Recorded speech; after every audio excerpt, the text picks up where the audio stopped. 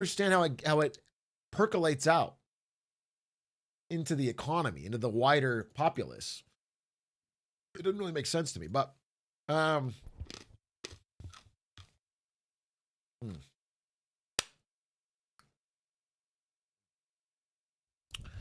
this is a because the new people, what they say is recession indicator. The new frogs, they go, this is a main channel video, recession indicator, and that's what they say. But somehow when they come to chat, they still say glizzy. Where does this instinct come from? I really don't quite understand it. I don't. Been waiting all day for an Atrioc stream, my new favorite. Well, I'm glad to be here for you. How the hell's everybody doing? What's going on? How's your day? What's the vibe? Loki the Terror, thank you for the 31 months. Pseudo Apartment Get, thank you for the 21 months. It's called programmer humor. Seek Kiosol, thank you for the 4 months. Big A, did you see there's a $6K tax deduction available for America's most deserving class in the big beautiful bill, aka people over 65? I'm so glad we're helping people who need it the most. Yes, dude, finally a tax break for the boomers for once. They worked so hard, they receive so few of the spoils, only like 92% of all the wealth in America, and we'd fucking try to tax them? It doesn't make any goddamn sense. I really think we need to ease up on that. Give them a fucking break for once. Gen Z, you can pull your weight a little more. Millennials, you can pull your weight a little bit more. Okay? Pay more of your income so they can have a nice old age.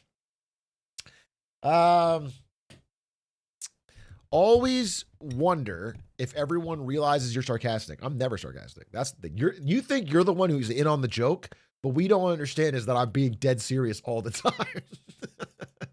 You think you're like laughing along with me at like an inside joke, but I'm actually pushing this narrative 100%. And I'm trying to find like-minded people. I'm trying to make sure that people know that I sincerely would like to cut taxes on boomers only. Anyway, so someone let me know what the fuck's going on. What's going on in one of your days? Just random person, something happened in your day. 60 today for the 12 months.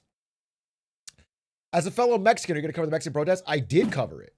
I covered it yesterday. And then I had a small but vocal minority in the chat tell me it's all a made-up psyop because they're incapable of recognizing that other leaders in other countries also have discontent among the youth, even if they're not American. It's a shocking political philosophy. I'm on the road to, let's see. I'm on the road to, do you guys remember that song? Millennials, tell me if you remember this song. Wait, millennials, tell me if you remember this song. If you're a Zoomer, you won't remember this. I love this song. And when I say used to, I mean 8 seconds ago. I love it today. God, that song's a banger. Millennials really listen to anything. Bro, don't fucking, first of all, Gen Z pointing fingers at anyone's music taste is a fucking gun that points backwards, bro. Because Gen Z doesn't even have its own music. Because of TikTok, Gen Z has a radio of the last 80 years of music, and they have a random eclectic taste of different hits from fucking 80 years. There's not even a genre, there's not even an era. People just fucking listen to pop from the 70s and alternative drill from 2010s, and then some random song from now, and it's all in the same goddamn playlist because they all got it from TikTok. It's like when I was younger, there was people who you could tell their entire music taste was what was in Guitar Hero. Like any song that wasn't on the radio now, they only knew it because of Guitar Hero. But that has been expanded to the entire generation. The Guitar Hero music taste has become the style of the music taste of everybody because of TikTok. Okay?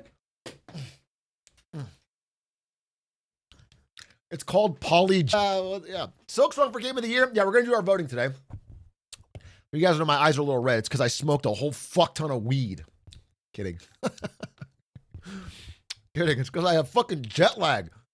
I'm so damn jet lagged. I am completely flipped. I had a couple meetings today and I did them camera off because I was still in bed. We had to meet with Vox and they were like, "Oh my God, we're so excited about this partnership and we've got some guest ideas for you." And is your camera working? I was, no. Sorry. It's a stream thing. It's like hooked up to the stream. I couldn't.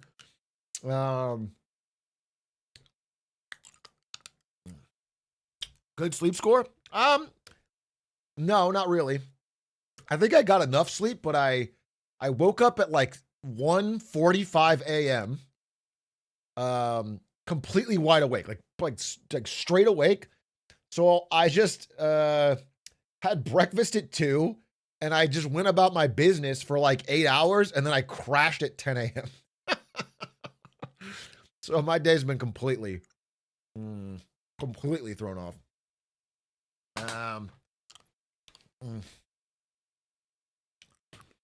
Completely.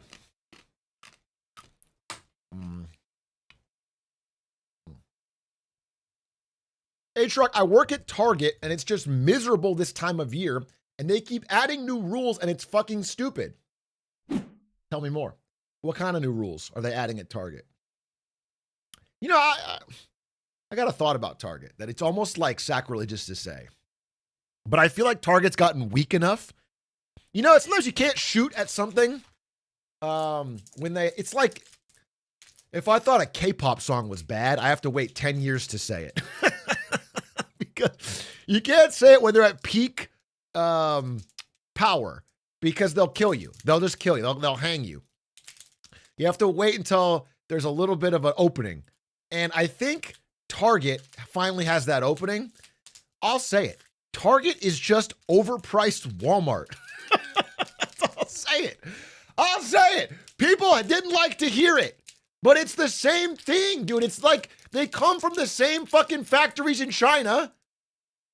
They just mark it up more. Maybe there's a few things that aren't there, but essentially it's the same thing. They've taken Walmart and they've changed the aesthetic to be more appealing. But that's the same thing. It's the same thing.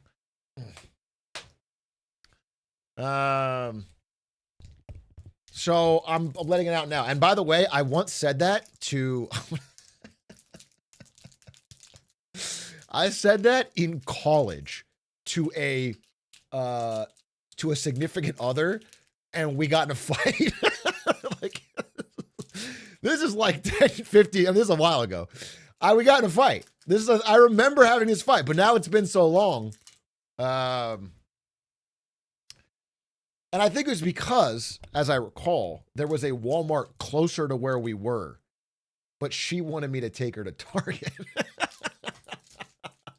And I said it, and it literally I got crashed out on. It was a fucking problem.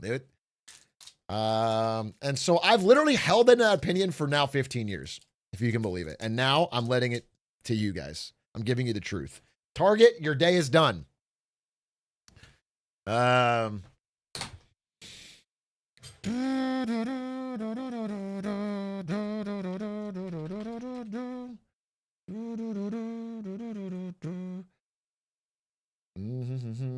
Con R4KK, thank you for the prime.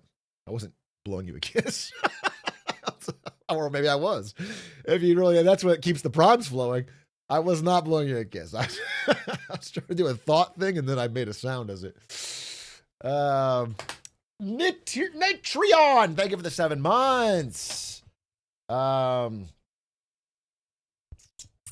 Could you check DMs or something real quick? Oh, boss is here, guys. Everybody, boss is here. Look busy. Look fucking busy. The warden's here. Cracking the whip. Oh, Lord, dude. What do I gotta fucking do now?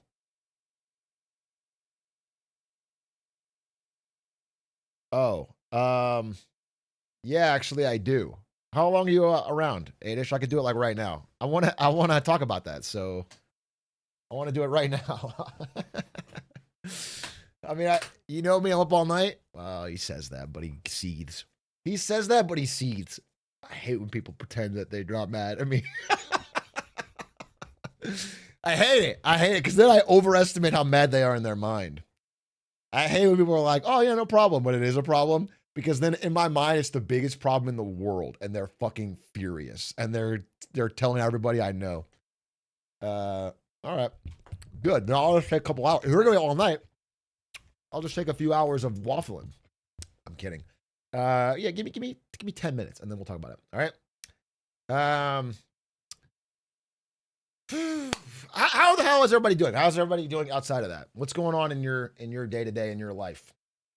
How do we feel about Guma leaving T1 and Pays coming in? I mean, I've already been so clear that I fell to my knees in a Target. And then drove to Walmart and did the same thing because it is terrible. Terrible, terrible, terrible. It's awful. This is the boldest take I've given yet, and I've given a lot of bold takes today, and I'm gonna thank these gifties in a second. I'm dropping bold takes left after right, okay? Something about the jet lags got me opening up with the truth. There's a truth bomb stream. Here's the fucking truth. I would rather we lost that final and kept Guma. I'll say it. I'll say it. Truth nuke. I would rather we lost the final, close 3-2, and kept Guma.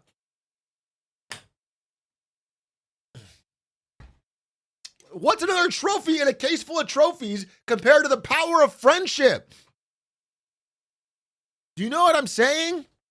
It's not I don't care about the trophy as much as I like seeing a team that bonds together and defies the odds. You're not on the team. I am on the team. Okay? Faker is my best friend. He talks to me all the time. Thread guy, thank you for the gifted. 25 gifted. Thank you very much. Okay? Maybe you're not on the fucking team. I'm on the team. I have a Faker shirt. I have a Faker tattoo. I got a little Faker miniature right here. And I talk to it every night, and we're on the team. Okay? So, don't you fucking pretend. And now I gotta watch fucking HLE rebuild the T1 lineup minus Faker? What is that about?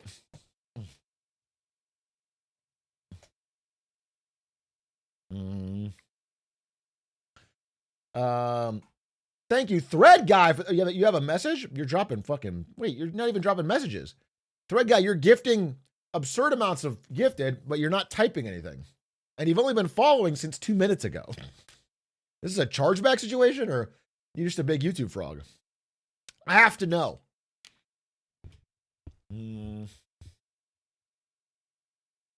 Money laundering?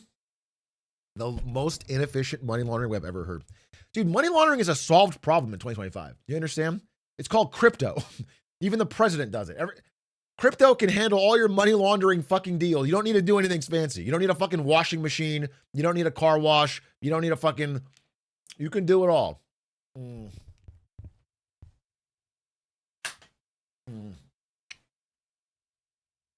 It handles everything. Boris Gaboris, thank you for the tier 1. Washing machine? Yeah, if you guys don't know, laundering money is when you take money and literally put it in the laundry and then wash it up. If you didn't know that, you're an idiot. Lace them up, it's going to be a long night. Why? What? What? It's ominous. What does that mean? You trying to kill me, Inspector Core? What does this mean? Lace them up is going to be a long night? I don't care. I just wanted to say it. Bro just wants to make an entrance. Well, relax, bro. Relax. Don't throw me on any fucking... I'm already on edge, dude. I'm already on edge. What was I going to say? Bro. Mike Green still hasn't followed me on Twitter. I'm getting pissed about it. Okay? I got a friend of his to personally email him with a vouch. Where's the follow? This is crazy. Dude, I see this guy. He's doing, I'm not trying to fucking big dog here. I see him doing podcast interviews that get, I'm not kidding, 300 views. And then I get Melody Wright, the biggest interview she's ever done in her whole career, 400,000 in like 2 days. And now I can't get him to talk. It's just annoying, but I think, Ego Andy, it's not Ego Andy. It's not Ego Andy. It's the idea that if they are that smart, which they are, and they have something really interesting to say, and I'm an actual fan, I've read all of their shit line by line. Anything I don't understand, I take fucking hours to make sure I understand it. I have to fucking Google things. I got to fucking chat GPT things. And I would like to interview them. Actually, just him.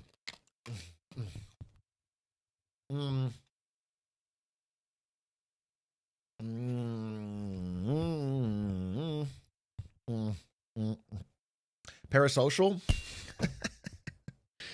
You guys, I don't know. I can't with you sometimes. I can't with you. It's every angle you have another little joke. Okay? Sometimes it's not about the jokes. Okay? It's not just dead serious. We need to know about this stuff. Year of Ego. Oh my God, Adish.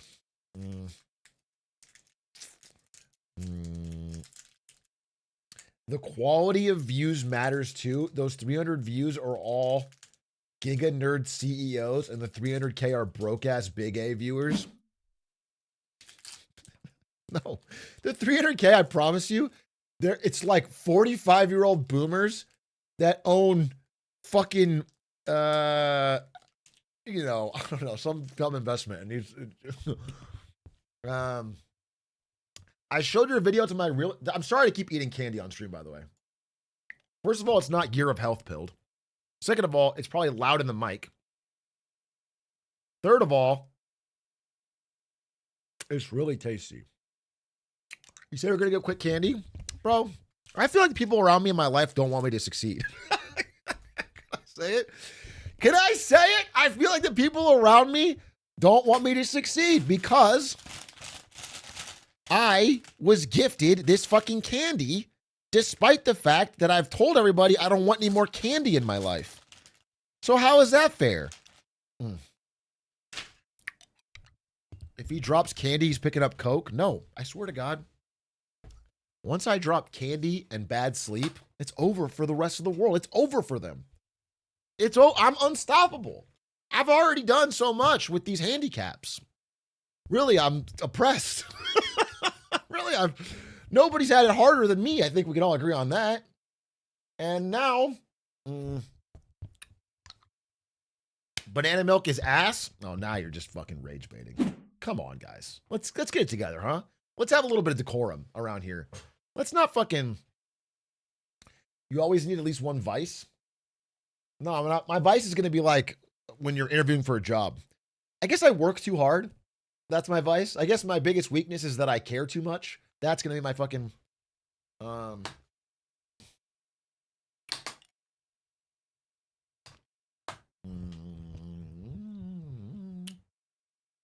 The millionaire and billionaire wealth gap is weighing on you too much, Big A. How can I, a thousandaire, help out? That's a great question. It's called gifted subs. And it helps me get infinitesimally closer to Jeff Bezos. Okay? Your contributions help me climb the ladder infinitesimally. Sorry. Asymptotically. Actually, speaking of Jeff Bezos, while we're on the subject, the GOAT's back. The GOAT is back, boys. After retiring to spend time getting fucking shredded with TRT and hanging out with Lizzo, from Amazon, Jeff Bezos decided to throw his hat back in the ring. He is coming back as co-CEO of some AI company called Prometheus. What do they do? I don't fucking know. Prometheus, Jeff Bezos. Let's see. Let's see. Jeff Bezos, the founder of Amazon and one of the world's wealthiest people, is throwing his money and time into an artificial intelligence startup that he will help manage as its co-chief executive. $6.2 billion in funding. Chump change, bro. What is this? A fucking couch cushion? Coin collection? Bro, he's poor. I didn't know he was fucking poor. $6.2 billion in AI. What does that hire you? Fucking 3 researchers and a couple GPUs? Yeah, not even a data center, bro.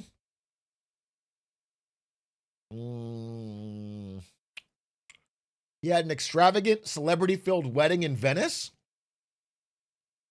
His new company now firmly plants him in the middle of that competition. What are they trying to do? It just says they're entering a crowded AI market, but what is their goal?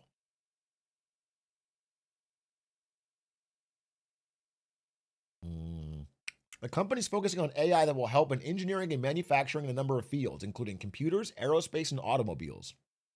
It's unclear whether or where it will be based, or whether it will be based.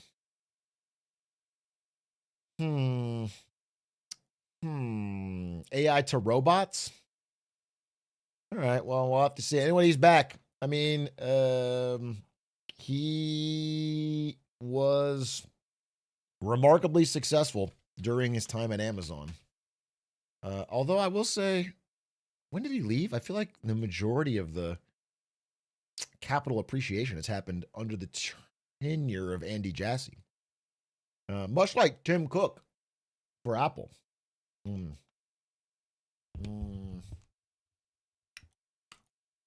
Let Tim Cook.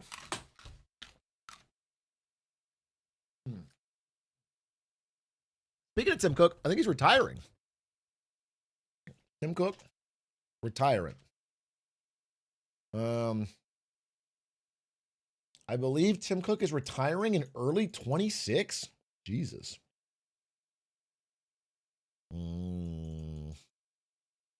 It's over for Apple.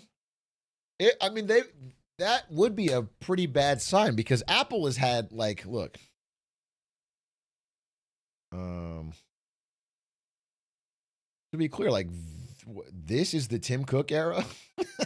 Tim Cook's been more Steve Jobs, the company's dead, right? Till Steve Jobs leads the innovation era where they have the iPod, the iMac, the fucking iPhone. And that brings them back to profitability and greatness. And then Tim Cook takes over and doesn't innovate anything, but just ruthlessly focuses on supply chain and distribution and app store lock-in and all that stuff's incredibly profitable. So it works, and then they grow massively. But they've kind of reached the peak of that. I mean, iPhone sales don't, you can't grow them year over year once you've got the entire global market. And so I don't know. The Vision Pro was a flop. They're pretty behind on AI. I had to listen to fucking Aiden complain about how Apple Intelligence is just dog shit Siri, which was already dog shit for half my Japan trip. So I don't know. I don't understand where they go from here. If Tim Cook is do they have a big innovator in house that could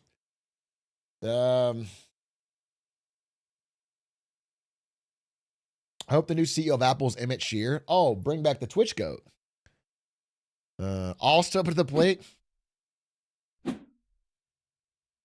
Adish would kill the work culture there. They would work too hard.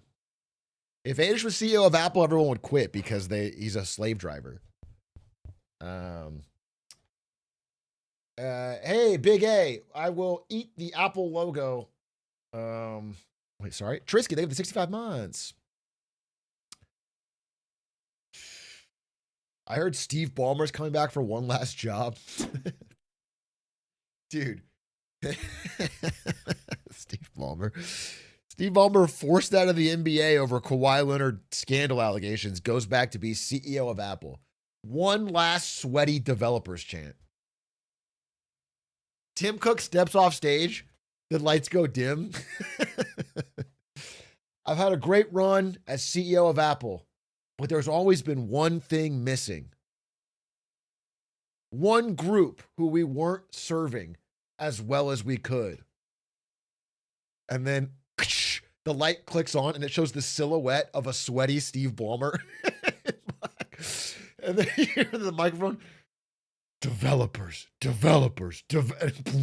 then everyone starts stomp clapping. As it gets louder, he comes out, glistening sweat already through his fucking shirt, rips open the shirt. Developers tatted on his chest. That would be fucking interesting. Imagine Dragon starts playing.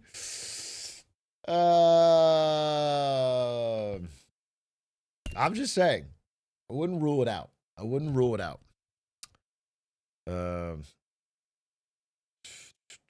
Hey, Atrioc, who are you voting for on the Epstein list? I don't think it works like that. I know that there's the Game Awards vote, the Streamer Awards vote. I don't think the Epstein list is a vote. You're not voting for your favorite pedophile. I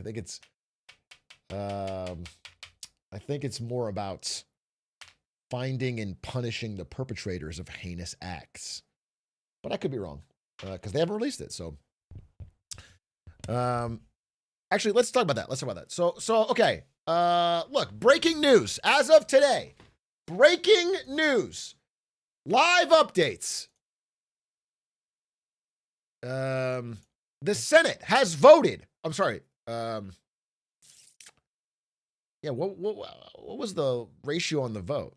The House approved the vote. I'm sorry. 427 to 1.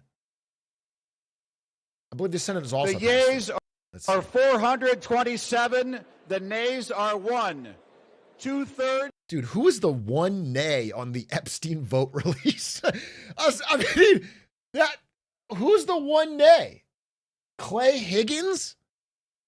That's just a bad look, Clay. Even if you had, I can't imagine what reason you'd have, but even if you had some legitimate reason, you gotta read the vibe of the room.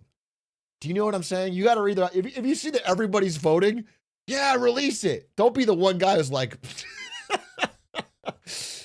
he tweeted on it. Wait, let's see what, I mean, we gotta hear him out. Clay Higgins Twitter.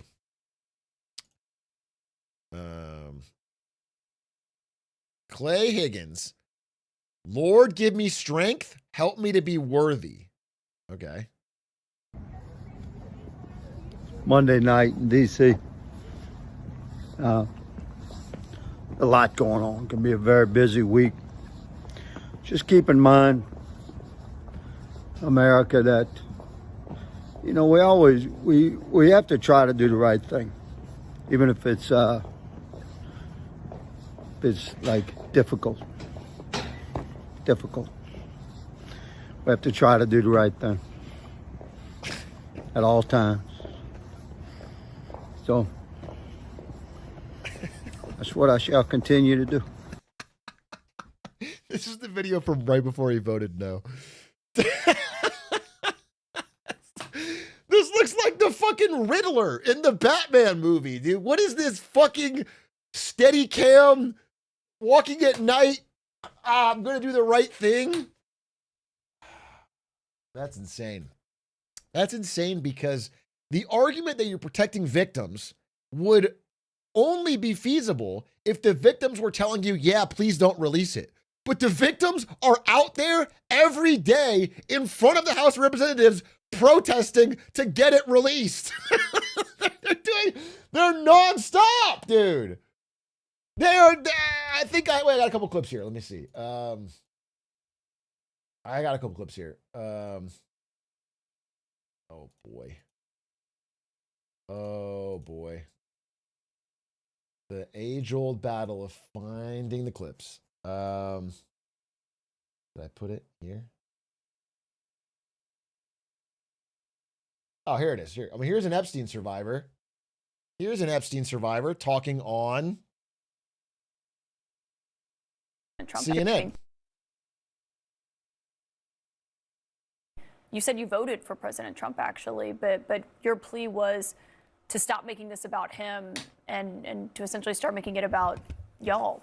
Yeah, I mean, he really ran his campaign on this. This is why I voted for him. This release of these files has been so important to me for so long that when he ran with that, I really had some hope that someone was going to do something about it, no matter what the motive was, right, behind it, that he was going to release them and so solidarity with us.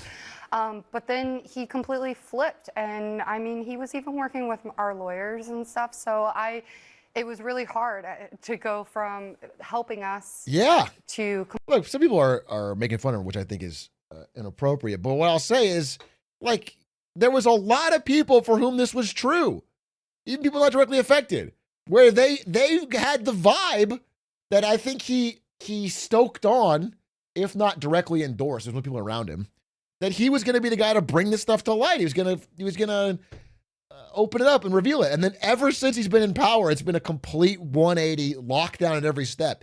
Even today. So now the House and the Senate have voted on it. It goes to his desk, where he can sign it to get released. But my understanding is that the bill that passed today allows Pam Bondi, his AG, to withhold or redact any material. The legislation as it stands clearly says, quote, the Attorney General may withhold or redact personally identifiable information of victims or victims' personal and medical files, unquote, and any material that depicts injury, physical abuse. So our best hope is that she Control F, find and replaces the word Trump, but somewhere in there, Epstein spelled it Trump or something. He spelled it wrong, so it gets through. That's our only hope. That's our fucking shot. And then I think Mark Epstein, Jeffrey's brother, is going out there saying, he is saying, does anyone have his fucking clip? He's saying they have a, recently told a facility in Winchester, Virginia, where they're scrubbing the files to take all Republican names out. What I do want to talk about is I've been recently told the reason they're going to be releasing these things and the reason for the flip is that they're sanitizing these files. There's a facility in Winchester, Virginia, where they're scrubbing the files to take Republican names out of it. That's what I was told by a pretty good source. What I do want to talk about. I mean, I don't know what his source is, but it all smells suspicious, right? It's a 180. He's been blocking at every single turn, and then he has an emergency war room meeting with Kash Patel and Pam Bondi. No phones allowed, no nothing. And then all of a sudden they come out and they flipped, and he's pro-releasing the files, which he was gonna lose the vote anyway. So he's acting to be like he's on board. And then everyone votes for it now, despite having blocked it nonstop for the past few months. Everyone goes, I was for releasing this the whole time. And now that it's about to be released, there's all this suspicion. And again, the way it's written is that you don't get the full unredacted files. You get what Pam Bondi wants you to see. So I'm frustrated with this, even if it is progress. My biggest hope, and this sounds crazy, my biggest hope is incompetence. That there's incompetence involved in this that allows the truth to get out. That's my biggest, and it's not that crazy to bank on, but I think that's the best shot in the short term. Anyway, it's forwarded to Trump's desk for his signature. Now, again, what's interesting is, like, if Trump wanted to, he could release these at any time. So this whole dog and pony show of doing it through the House and the Senate and doing it as a bill, you know, it is obviously sus on its own. And I think he's been asked this question and, of course, snapped about it. I don't think this is the one where he calls the reporter a piggy. But, yeah, this is the one where he's talking with MBS. Mr. President, why wait for... Let's see. Is that pretty good? Mr. President, why wait for Congress to release the Epstein files? Why not just do it now? You know, it's not the question that I mind, it's your attitude. I think you are a terrible reporter. It's the way you ask these questions. You start off with a man who's highly respected, asking him a horrible, insubordinate, and just a terrible question. He's been crashing out on reporters this whole week. Again, I don't know if someone has the clip, but some reporter asked him a question about the Epstein files. He calls her a piggy. There's another reporter that asked a question about it, and he ranted about their outlet. I think it was Bloomberg or whatever. But insubordinate is crazy. That's not, the press is not supposed to be the subordinate of the White House. That's the fucking point. And you could even ask that same. However, normally I'd crash out on him, but all this gold is rather soothing. At first I'd be mad that this guy is fucking soiling the oath of office and destroying the Fourth Estate. But I mean, all this gold makes me think he knows what he's doing. Makes me think he's kind of a powerful man. It looks classy, you know? It reminds me of, I think I've always wanted the White House to look like a narco-terrorist fucking compound. I've always thought that was the height of classiness. And so I think that we're getting to a really good spot. Same exact question nicely. You're all psyched up. Somebody psychs you over at ABC. You're going to psych it. You're a terrible person and a... It's fucking crazy. She just asked you, like, why not release the Epstein files now? That was it. That's the question. He's crashing the fuck out. And by the way, this is a very small thing at this point, but it is so wild, again, to be doing this while meeting with another world leader. I don't understand why we constantly have these press conferences while someone else who's visiting sits there on the side. I don't ever get it. It doesn't make any sense. They never talk about U.S.-Saudi relations. Terrible reporter. As far as the Epstein files is, I have nothing to do with Jeffrey Epstein. I threw him out of my club many years ago because I thought he was a sick pervert. And I guess I turned out to be right. But you know who does have? Bill Clinton. Yes. Well, look at that. Shot in the dark. I just did a shot in the dark. I had a bad vibe about him. Bro, the amount of photos you got with Epstein. Not a connection. The fucking birthday book. It's just so wild to pretend like, I barely knew him, but had a weird feeling. Larry Summers, who ran Harvard, was with him every single night, every single weekend. They lived together. They went to his island many times. I never did. Andrew Weissman, I hear. All these guys were friends of his. You don't even talk about those people. You just keep going on the Epstein files. And what the Epstein is a Democrat hoax to try and get me not to be able to talk about the $21 trillion that I talked about today. It's a hoax. Now, I just got a little report, and I put it in my pocket, of all the money that he's given to Democrats. He gave me none, zero, no money to me. But he gave money to Democrats.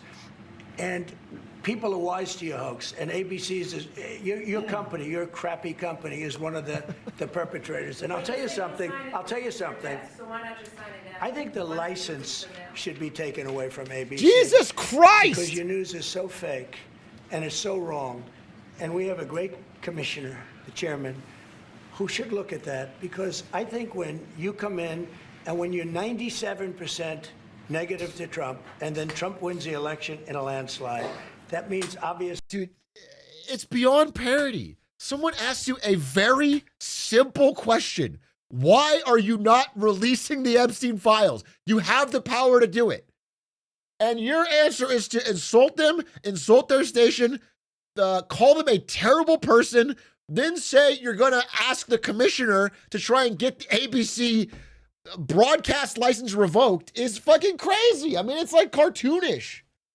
Your news is not credible, and you're not credible as a reporter. So I've answered your question. You should go and look at the Democrats who received money from Epstein, who spent their time. Larry Summers was with him all the time. It's just nobody Nobody. I don't even think fucking in their heart of hearts, the most diehard Trump people believe that Epstein was a one-party guy.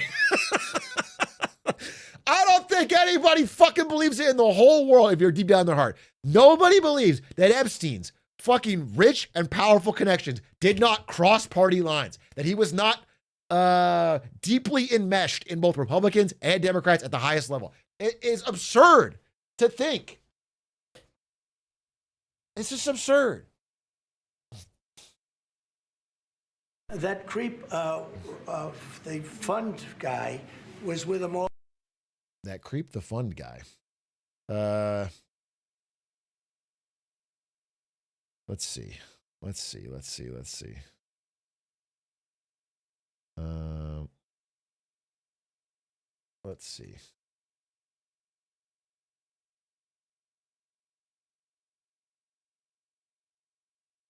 Where's the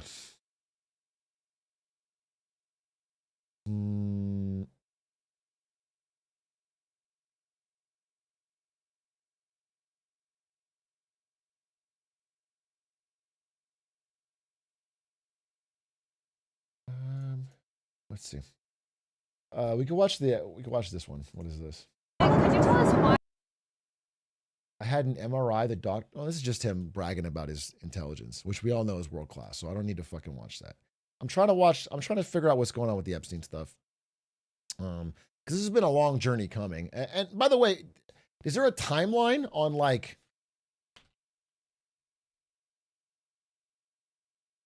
I mean, this is a timeline of Trump's shifting stance. This is kind of interesting.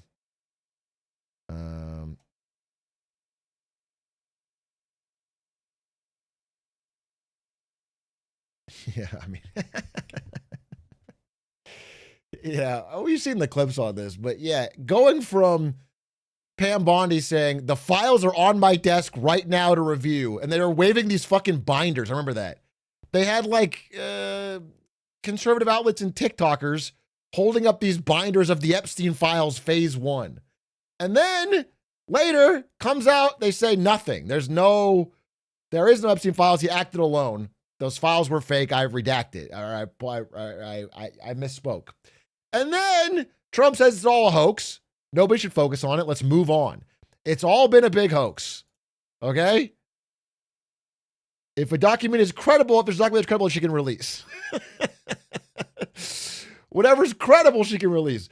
So you can only release some Epstein documents if they meet a standard. Then we heard about the birthday note, okay, which he said was a fake, and he never draw pictures, and obviously we know he draws pictures, and it's his signature. And then,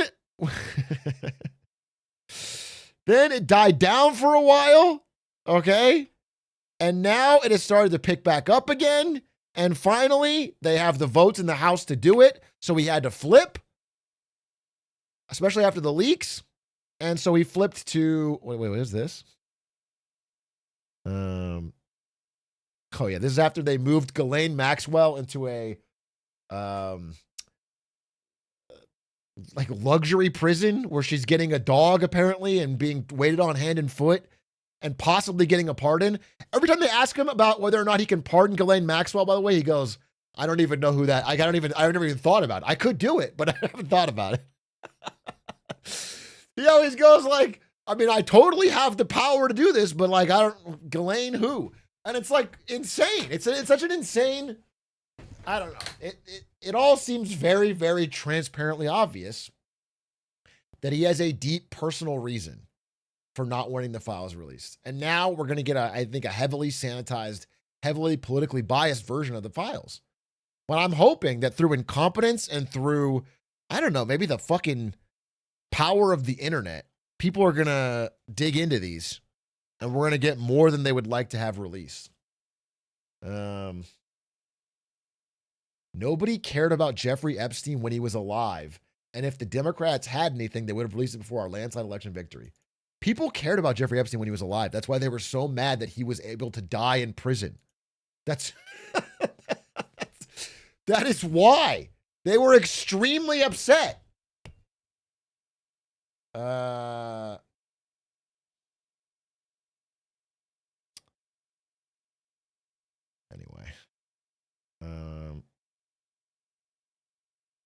I want to see the Marjorie Taylor Greene post.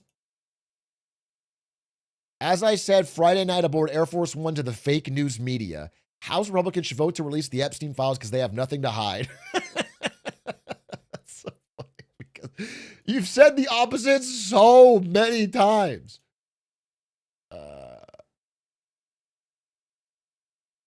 Are looking at various Democrat operatives, Bill Clinton, Reid Hoffman, Larry Summers, in relation to Epstein.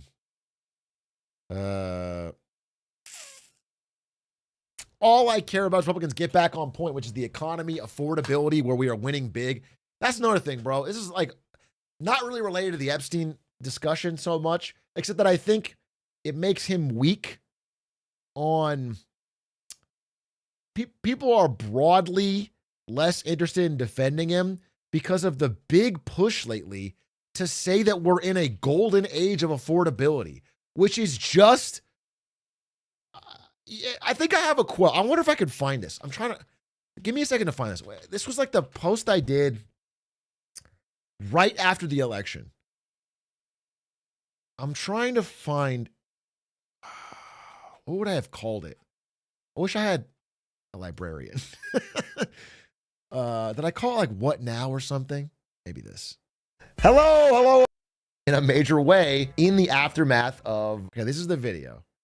This is the day after the election. A terrible Hoover administration, and the visit hopes future elections if he doesn't live up to his promises, which I think he won't. You know what it reminds me of exactly? Is when I made that video when Elon Musk first bought Twitter. And I said, bro, let's give him a shot. It can't get any worse. You can go find the video. I'm doing the same thing. I'm going to keep an open mind, but we're compiling all the promises. We're getting I think I said something. I'm trying to find it, which was about how, actually I can search by, they have a fucking transcript now. Wait, okay. It would be, what would I have said? It would be like, 1 year. Yeah, okay, here we go.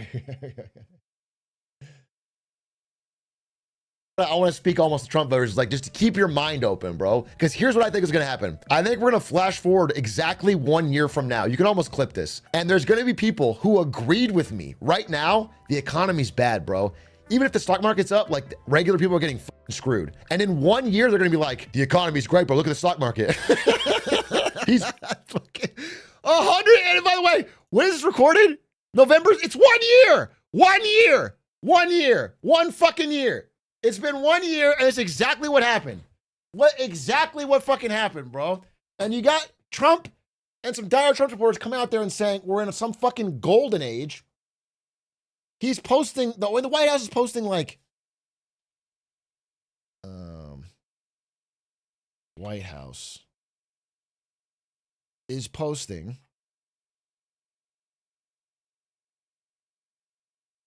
Where's that fucking golden age thing? It was so egregious.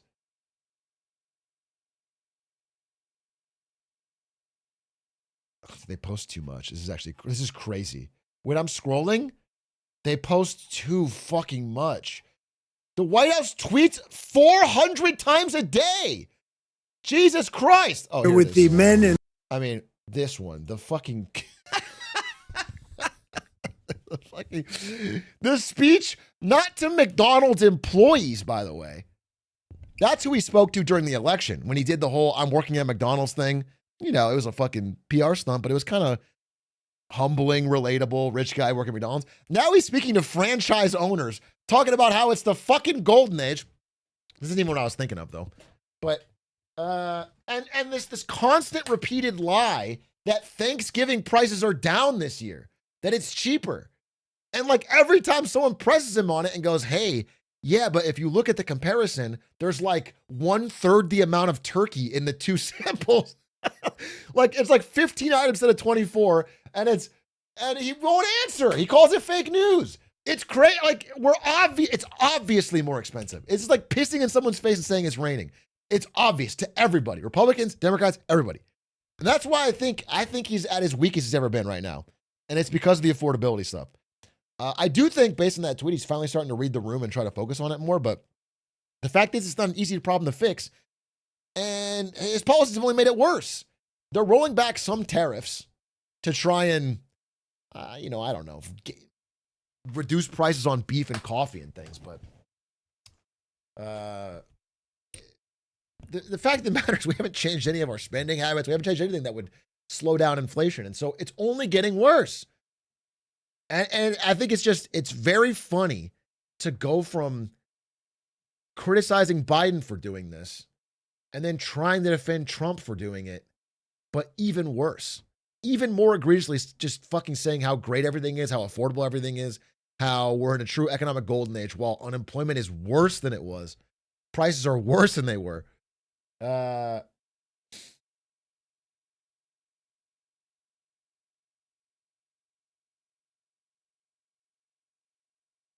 it's crazy. I want to give a little wait, that's not the one.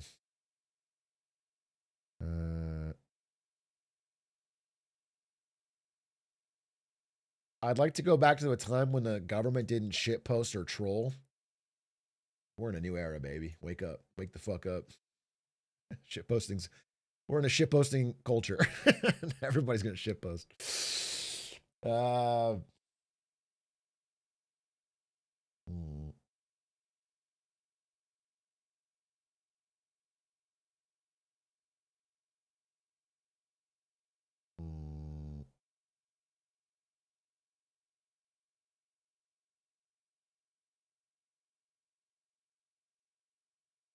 New meta, get used to it. Anyway, Trump truth since inauguration day. What is this? When is Trump most active on Truth Social? Bro's a fucking poster. God damn. Bro is a fucking poster. No, 6 p.m., bro. He goes crazy at 6. 250 posts.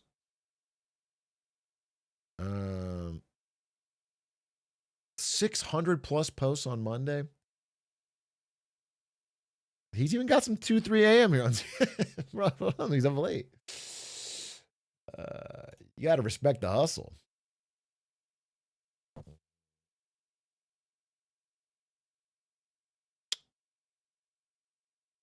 Our leaders are somehow our most chronically online. Yeah, I guess. So I was hoping I could see. There was some speeches from the victims. I wanted to hear what they were saying about this release. For Trump, Epstein is the story that won't go away. That's from 5 hours ago. NYT. It's the one storyline Trump hasn't been able to evade. I will say this. I think there's 2 now. Oh, you guys can't see this. There it is. It's the one storyline Trump hasn't been. I think there's 2. I think Epstein stuff has continually stuck around, continually been a thorn in his side. It continually, but I think now affordability is like, it's really kicking in. I think the honeymoon period is over. And I think people are, even his defenders, not all of them, obviously, but he's lost like a huge chunk of the original MAGA coalition that he got the popular vote with, which is like young people, Latinos. There's these big groups that have just completely, the support has evaporated that he had in November 24. And I think a lot of people are just feeling the fucking sting. If you're an old boomer, you don't feel it. I saw a poll today that said people over 55 rate the economy as broadly pretty good. And there must be a strong correlation with the fact that people over 55 own like 90% of the assets. So it's like,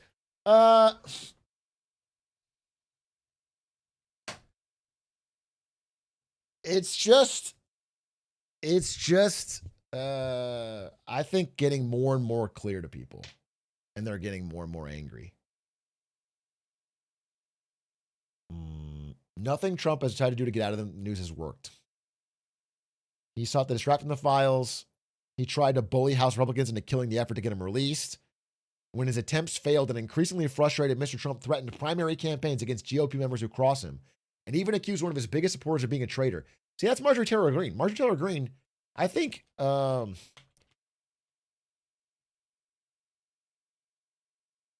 has handled this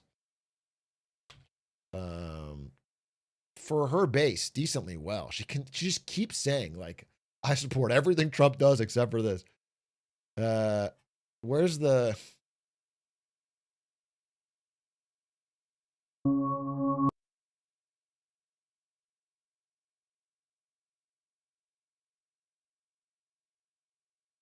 Like this Speaker to pass the agenda that the American people vote for. That's the agenda that I fought for. Those are the campaign promises I made. And I can disagree with the president at times, especially particularly this past Monday on the Marines' 250th anniversary. Oh, that's the wrong one. That's not the Epstein one.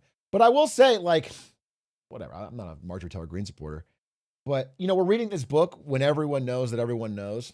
It's about common knowledge and how that influences society and, you know, kind of changes people's ability to move things. And one big thing it mentions is how acts of dissent like this are hugely impactful.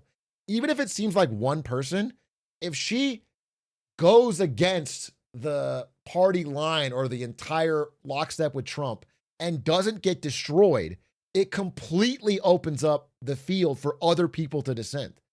It's actually a very powerful move. And it like punctures the invulnerability. So I would say it's just a sign. It's a sign of, I think, his weakness more than anything.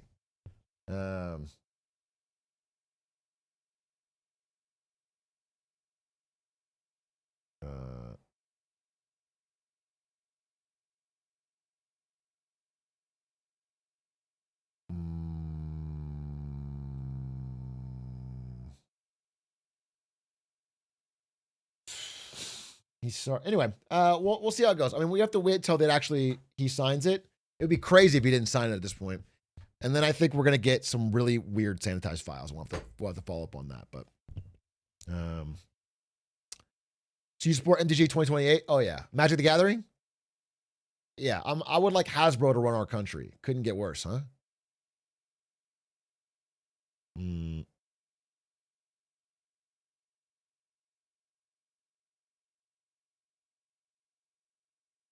That might be worse.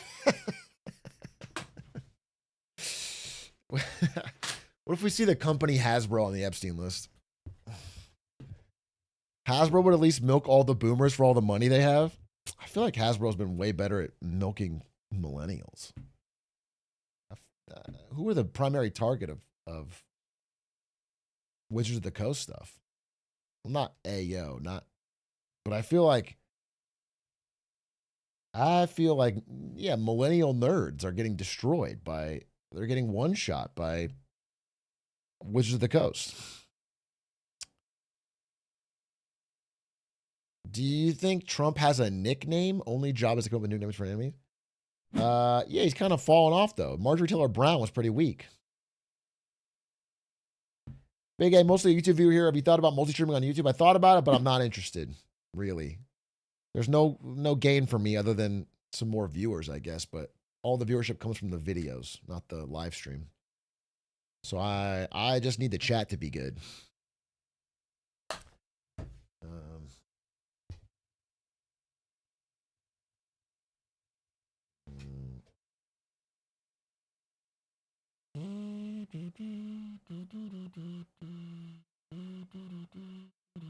Well, we're cooked then. Why does it even matter that he wants to release the list? That's the fucking crazy thing. Is he's pretending like he was for releasing the list the whole time. But obviously he had a massive crash out on Marjorie Taylor Greene for wanting the list to be released. That was the whole point of the fallout, was that she wanted it to be released and he was telling her to stop, and then she didn't back down. So there was a whole fucking blow up where he called her a traitor and a fucking rhino and falling for a Democrat hoax, and now he's for releasing the list and yet still hates her. Doesn't make any fucking sense.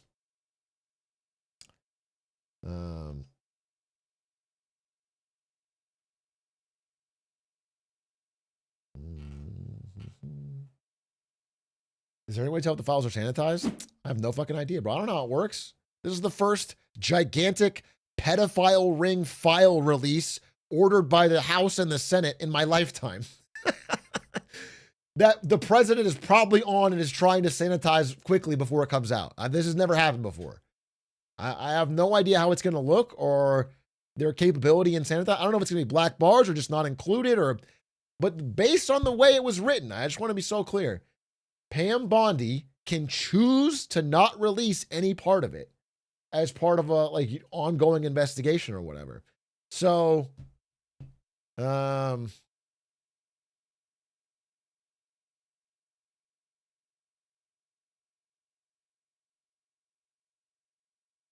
Row. Oh, let's see this. I woke up this morning and I turned to my weather app to check the temperature, and it was 32 degrees. And my first thought was, hell has froze over. I want to speak goodness and love and hope into the women standing behind me. I think those are the victims. And all of the other survivors whose names you don't even know. But which, by the way, I just want to reiterate that there was a guy. I'm sorry, what was his name again? The Joker guy. We watched the one guy that voted nay. Clay Higgins. Clay Higgins is in the fucking building voting no to protect the survivors that are outside screaming to vote yes. That is the worst fucking defense I've ever heard. Stand with these women. They are survivors, and they are strong, and they are courageous, and they are daughters of God. They are not victims. These women have fought the most horrific fight that no woman should have to fight, and they did it by banding together and never giving up. And that's what we did by fighting so hard against the most powerful people in the world, even the President of the United States, in order to make this vote happen today. I was called a traitor by a man that I fought for 6 years for. And I gave him my loyalty for free. I won my first election without his endorsement, beating 8 men in a primary. And I've never owed him anything, but I fought for him for the policies and for America first. And he called me a traitor for standing with these women and refusing to take my name off the discharge petition. Let me tell you what a traitor is. Oh. A traitor is an American that serves foreign countries and themselves. A patriot is an American that serves the United States of America and Americans like the women standing behind me. And I want to tell you that this only became possible today because the American people whom we serve as representatives here in Congress demanded that this vote happen, and they put more pressure on every single elected politician in this city than has ever been. Is she going to run in 28? I'm now just realizing, is she going to run? Is she on the...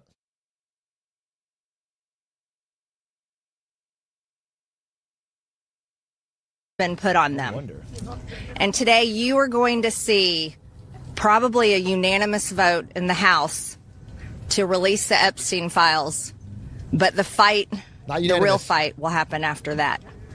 Actually true. While I want to see every single name released. Damn, actually true. I didn't think she'd say that. I thought she would be happy enough with just the Democrats getting released. I'm actually impressed. I think, listen, Marjorie Taylor Greene, the fact that she's, I'm all in 100% on MAGA policy except for this. Obviously, I disagree with that. But her actions around the Epstein list have been quite commendable and brave. She gotten death threats. I respect it. It's the same thing with who's the guy? Thomas Massey, right?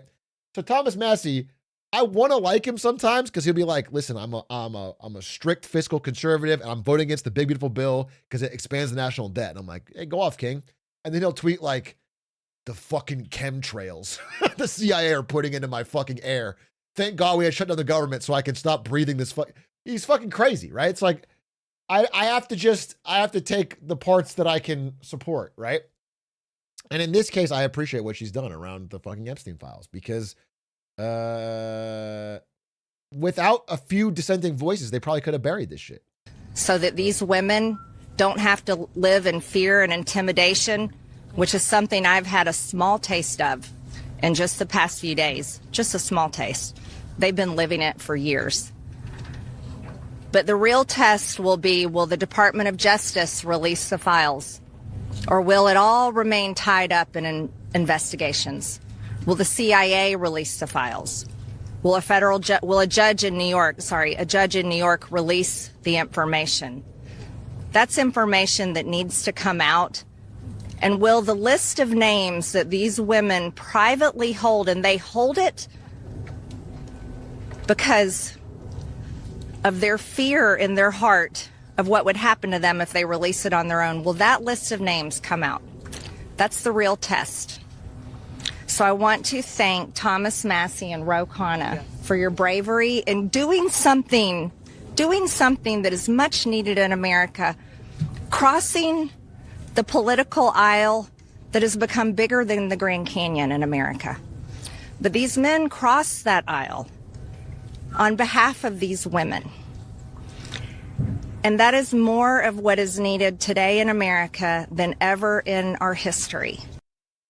Yeah, I mean, obviously, for other reasons, I wouldn't support her, but I do. If I was Vance and I saw this speech, I would be worried. If I was JD Vance, because, man, there's one thing he fucking lacks when he speaks. It's like an ounce of authenticity. He seems so slimy. He seems so going with the wind, and she's got more of like what Trump had, you know? She's got a little bit of the Trump something. For the Republican side of the aisle, like I would see her as a threat if I was fucking Vance or Rubio.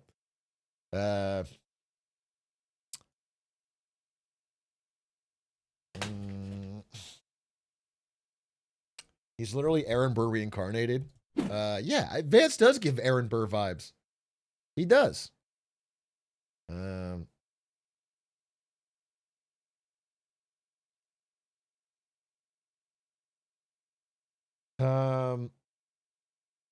Hey, Atrioc, as the world's biggest NBA fan, do you think the game has a pace? Oh, we're fucking jumping off the...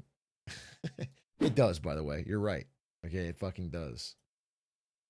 Some of these games, bro, the amount of fouls slows the fuck... Refs, let them play. That's what I say. Let them play.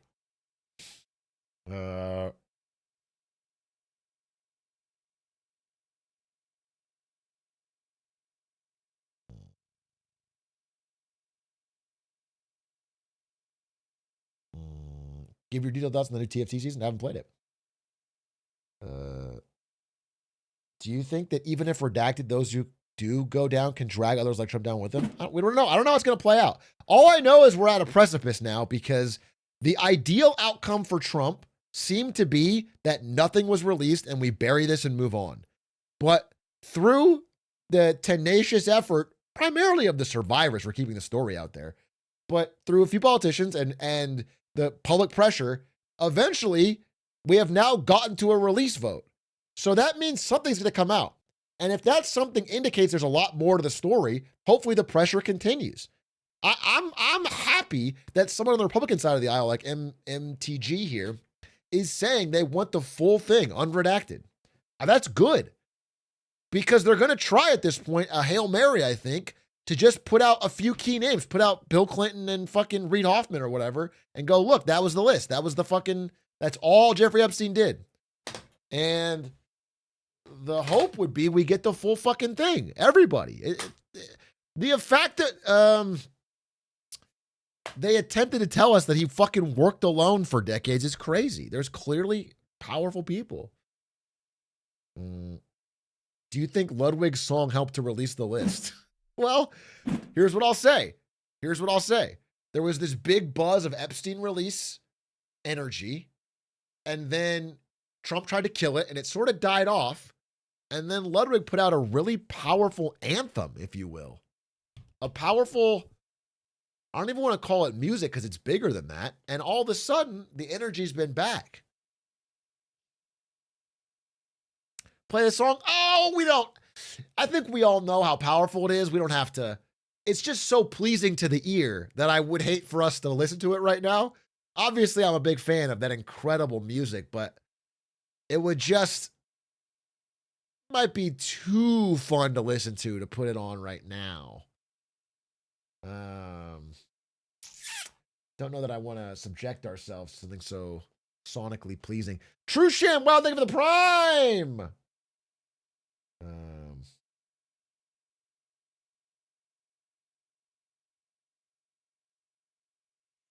True Sham, wow, thank you for the prime. I did want us to watch. I mean, I could have watched the MBS thing. As far as I know,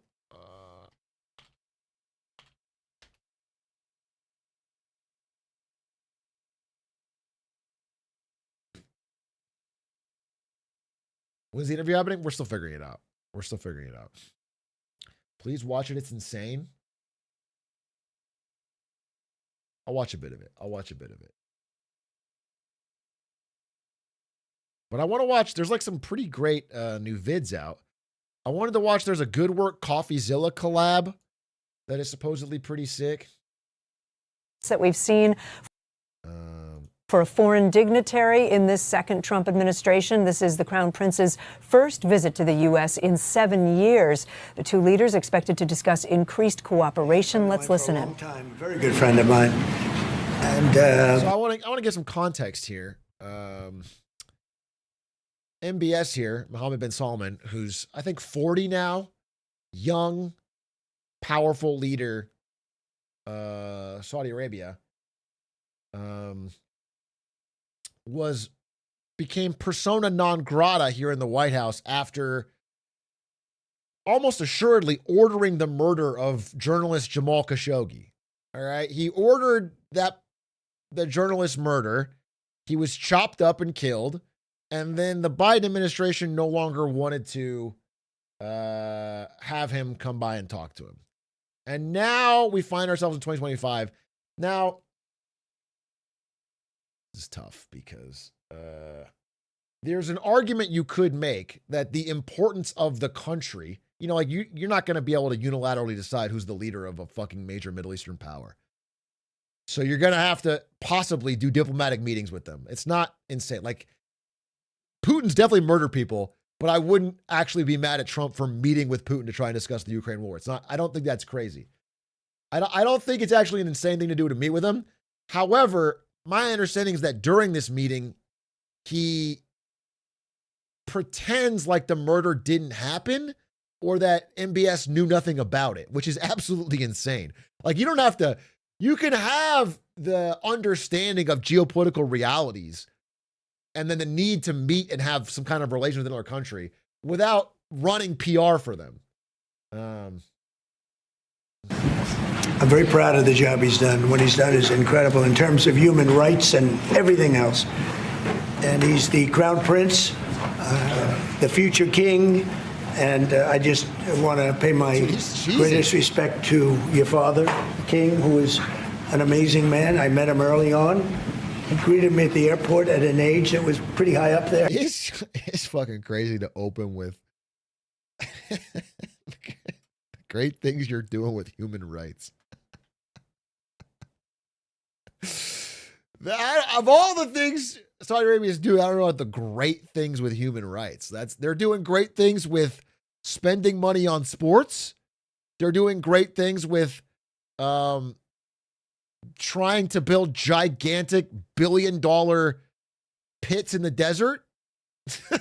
That one should be called the line. They're doing great things with Beastland. But are they doing great things with human rights? I'm not 100% certain that would be top 3. And it was about 117 degrees, and he was standing on the red carpet as I came out of the plane. And he's amazing. And when I met his brilliant son, it was at the Oval Office. Shortly thereafter, you came in representing the country, and I called the father. I said, this guy is fantastic.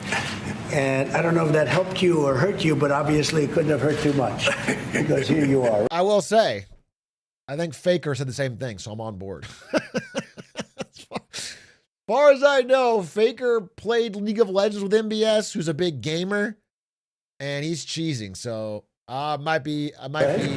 We had a great meeting, and the office has changed quite a bit. Ride or die Faker. And we inherited a mess. You actually told me you thought the country was in big trouble. I'm not going to use the exact word that you use. I refuse to say that you thought our country was dead a year and a half, 2 years ago. But our country was in trouble, and now we have the hottest country in the world. You said that also. And we do. We have the United States is right now the hottest country in the world. He's not. His face is. He's not cheesing for this one. He's not cheesing for this one. And between the tariffs and the election, November 5th election, we've done things that nobody can believe. $21 trillion will be the amount invested in the United States or committed to invest in 1 year. So I'm here 9 months. We're up to almost $18 trillion. Dude, this number gets more Biden, as an example, the Biden every time. He just keeps making a bigger fake number of money that people have committed to put in America. But everyone knows the game, dude. Everyone knows the game now. They just say a gajillion dollars, sir, on the cameras, and you go, wow, a gajillion. That's awesome. The country's so hot again. Administration, if you call it that, it's not, to me, it was the Biden lack of administration. They were less than $1 trillion for 4 years. We're going to be $21 trillion for 1 year. I think that's hard to believe. The biggest in history was a certain country, $3 trillion. It is hard to believe. We're going to be $21 trillion. It is hard to believe. On top of that, prices are coming down. We inherited a mess with high prices, the worst inflation in the history of our country. We had inflation that was a single 4 years, the worst inflation in the history of the United States. We're now a year into this administration, bro. Almost a year. I'll say almost a year. And every single meeting with a different world leader starts with him shitting on Biden for 15, 20 minutes. It's patently absurd. It's just him shitting on Joe Biden and how shit our country was but 11 months ago. How America was a dog shit wrapped in cat shit. Joe Biden ruined it. Everything was on fire. It was all terrible. I've been given nothing, and I've turned it into it's just crazy. Gas prices through the roof, and that's after destroying our petroleum reserve, which was meant for wars and big emergencies, not to try and win an election.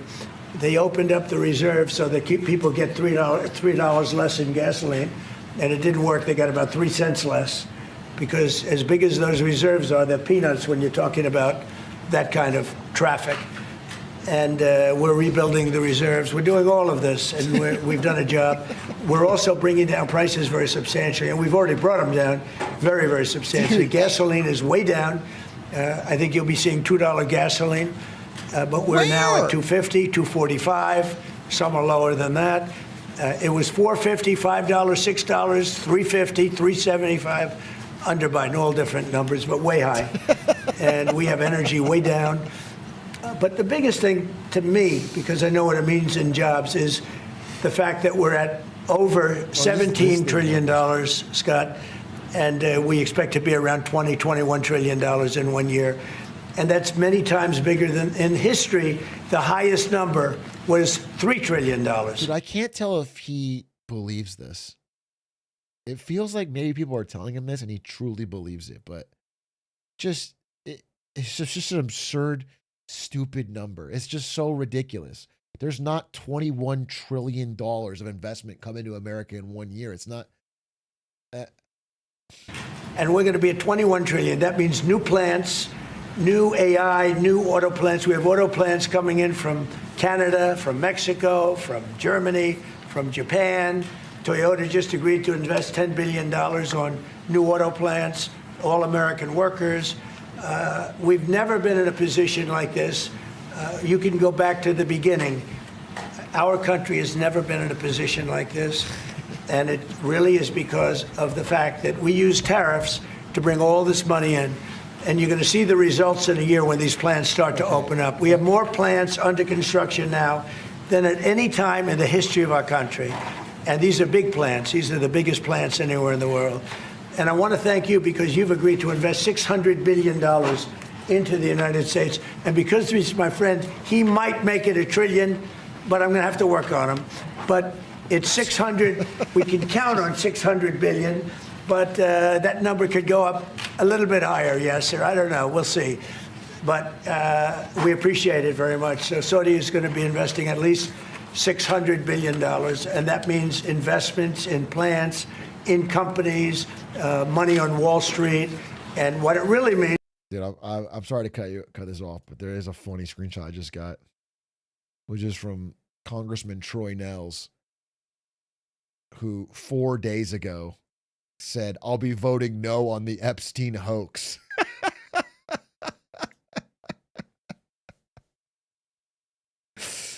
And then today voted yes.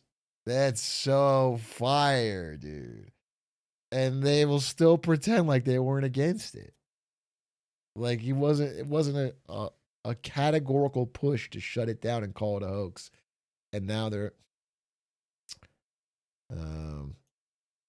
no to the hoax, yes to the files. What's this one? This is Mike Johnson. Very nervous. What is this?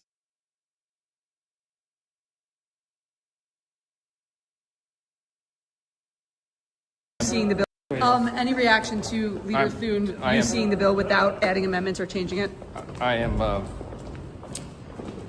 deeply disappointed in this outcome. I think I've been at the state dinner. I don't know. I was just told that Chuck Schumer rushed it to the floor and put it out there preemptively.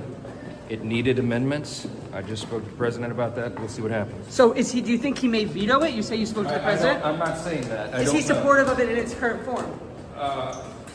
We both have concerns about it, so we'll see. I was standing there with the Crown Prince who couldn't call. Are you frustrated in the majority leader? Are you upset with the majority leader? Interesting. I thought the vote was veto proof, the number of votes they got, so he couldn't veto it. I guess he can refuse to sign it, and then I don't know how it works.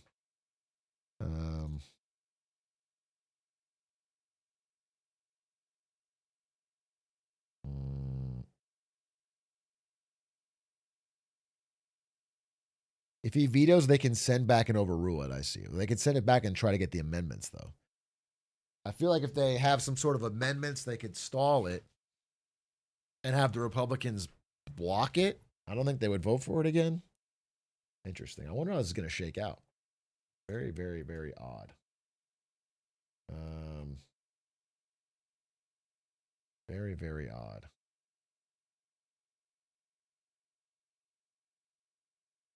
I wanted the clip of him talking about Khashoggi.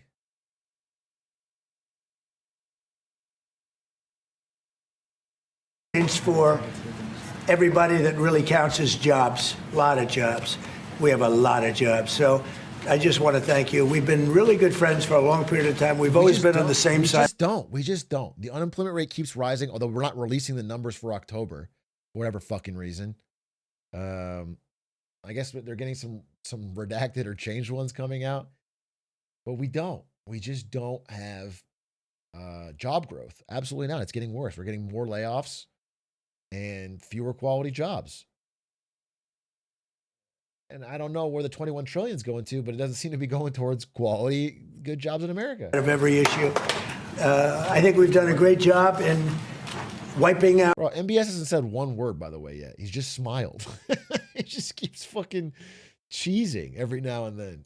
The nuclear capacity of Iran. Nobody else could have done that.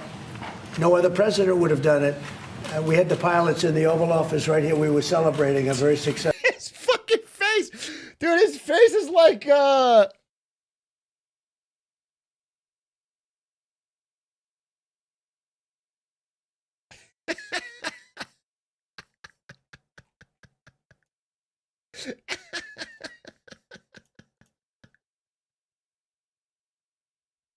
it's the same fucking thing, dude.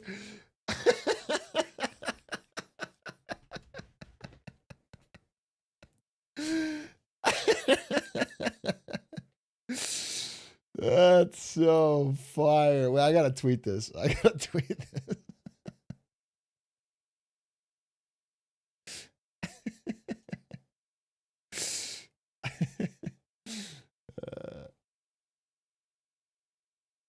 How do I get a screenshot?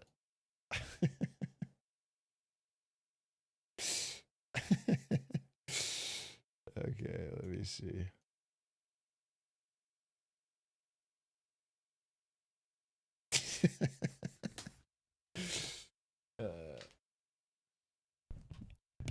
When Eddie flip it, so she's looking at Trump. I mean, I could probably make this fucking better, couldn't I? Maybe I just do the clip of me seeing this. That would be funnier.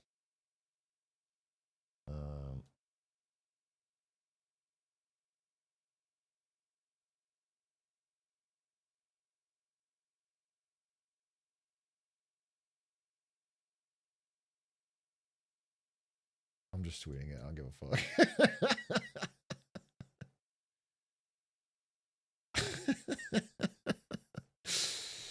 All right. Perfect. Perfect. Perfect.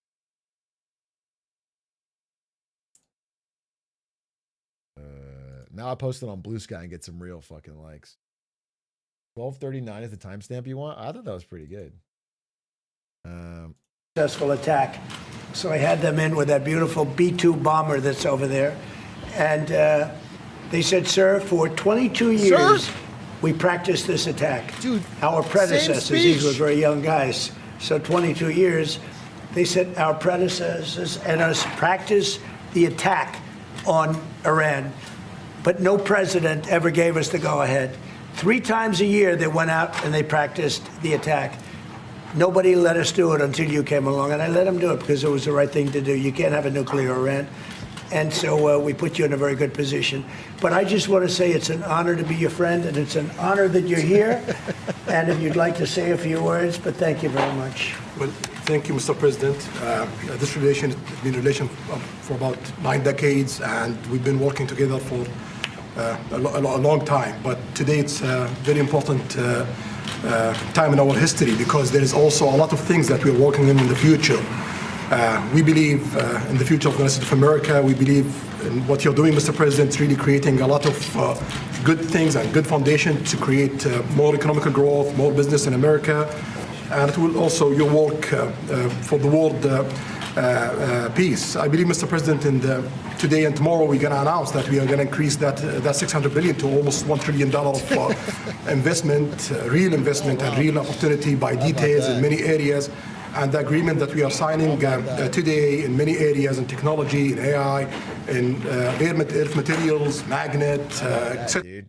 That's art of the deal, baby. That's art of the fucking deal. In one meeting, he added $400 billion of investment. That's my president right there, dude.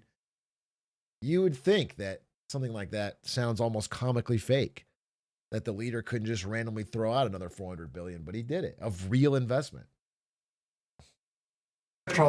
That will create a lot of investment opportunities. So you are doing that now. You're saying to me now that the $600 billion will be $1 trillion. Definitely, because what we are signing, it will facilitate that, and I like that very much. Go ahead. You worked hard. No, that's great. I appreciate that. That's great. We're doing numbers that nobody's ever done. And in all fairness, if you didn't see potential in the U.S., you wouldn't be doing that. Definitely. You don't want to lose money. As you said, Mr. President, it's the most hottest country in the planet. But what you're creating is not about opportunity today. It's about also long-term opportunity in the United States of America that will affect American economy positively in the next coming decades, preparing the right foundation of emerging technologies. That's a game changer for America in a good way, and we want to be part of it. Yeah, we're doing really well. And this, you don't see what we're doing so much because we have, although the construction industry sees it. If you look at Caterpillar, who's been incredible, the tractors, everything else, the numbers that we're doing in construction are unbelievable. Some of the plants that we're building, AI, and they're building their own electric with the plant. I gave them the right to build their own electric with the plant because no country, frankly, will have this. China's working very hard to produce enough electric, but we're beating China substantially at AI, which is a big thing. And we had a great meeting 2 weeks ago with President Xi, but on AI. We're doing well. And I have a man, David Rommel. Yes, sir. David, could you say a few words about what you're seeing on the job front and all of the some of the assets, and also how we've been helped by the Saudis in terms of the kind of investment they've made, please? Yeah, most certainly. Thank you for the opportunity. I am a facility leader for GE Vernova, and if you look at the landscape for GE Vernova investment, over $750 million in the U.S. focused on true manufacturing jobs here stateside. We're looking at tripling the output of our Greenville, South Carolina facility, where we make the gas turbines that are supporting U.S. needs as well as the Saudi Arabia needs. Right. So real jobs, $300 million in gas investment, resulting in over 500 pieces of new equipment being installed in the Greenville, South Carolina facility. That translates into roughly 1,800 jobs across the board for GE Vernova as we try to scale capacity to be able to meet this demand. Along with that, we're partnering with local communities to build the skill set that's required to meet these capacity needs. So that talent pipeline is incredibly important. So it's real jobs in the manufacturing space. Well, you've been great, and thank you very much. And we love that state. I won that state by record numbers. I won a lot of states by record. Texas, a lot of them by Indiana. Just we're working with Indiana or something right now. We won that. We won a lot of them by records, but that was one of them. I want to thank you very much. Say hello to everybody. Great job. You're doing a great job. Thank you. So just in wrapping up, we'll take a couple of questions, but I want to just tell you what an honor it is to be your friend. And I very much appreciate the investment of now $1 trillion, okay? I'm glad you got that out. I didn't want to be the one to tell them, but that's great news. We keep increasing, Mr. President. I know. Each time the opportunities are just increasing more and more. Well, the opportunities, right? You know, we're doing better. Even if you look back 6 months ago, I mean, all of a sudden you feel even better. So, and I think we're only going to go in one way. Does anybody have any questions? Mr. President, have you approved the export licenses for advanced chips to Saudi Arabia? The export licenses? We are working on that. We're negotiating that right now. Marco, do you want to talk about that, or Scott? This is a big question because there's a fear that due to Saudi Arabia's ties with China, that if the advanced chips are exported to Saudi Arabia, they'll be quickly shipped over to China. That was the idea. That's the idea. Now, me personally, I am in favor of abandoning the fucking export restrictions altogether. So I don't actually have a problem with this. They find their way to fucking China anyway through Singapore or wherever. And it just incentivizes China to get its own chips. So I don't think it's actually a smart plan. But if you were going to do the plan, you'd have to be careful about exporting to Saudi Arabia because it does have a direct connection. Well, I mean, that's part of what we may have announcements on that later today. Also worth saying, but that's what we've been working. Every time we've allowed chips to be exported, China just bans them because China wants us to restrict the export. Like Chinese companies don't, but Chinese government does. So, like, let them ban them. Let them restrict this stuff. So it's like, On is the mechanics by which something like that could be achieved, and it's part of the broader process, part of this broader engagement and cooperation between our two countries. Certain levels of chips. Yeah. And for the Crown Prince, Your Royal Highness, you're talking about $1 trillion of investment. Could the kingdom continue to do that with oil prices in the mid-60s? Yeah, we are not creating fake opportunities to, please America, please President Trump. It's real opportunities. For example, when you ask about the AI and the chips, Saudi Arabia have a huge demand a huge need of computing power, and we're gonna spend in the short term around $50 billion by consuming those semiconductors for our needs in Saudi Arabia. And with the agreement that we're gonna have with North America, that will allow us to focus that consuming power in short term by $50 billion from the South America, and long term with hundreds of billions of dollars in the long term. So there's a lot of real opportunities that fit to our needs in Saudi Arabia and fit to our. It's just funny because even if these numbers aren't accurate, but like even let's round up here. Well, what he's basically saying is that we're going to buy some NVIDIA chips, and that's not the same as investing $1 trillion in America. You know what I'm saying? That's going to help NVIDIA's share price, but that's not the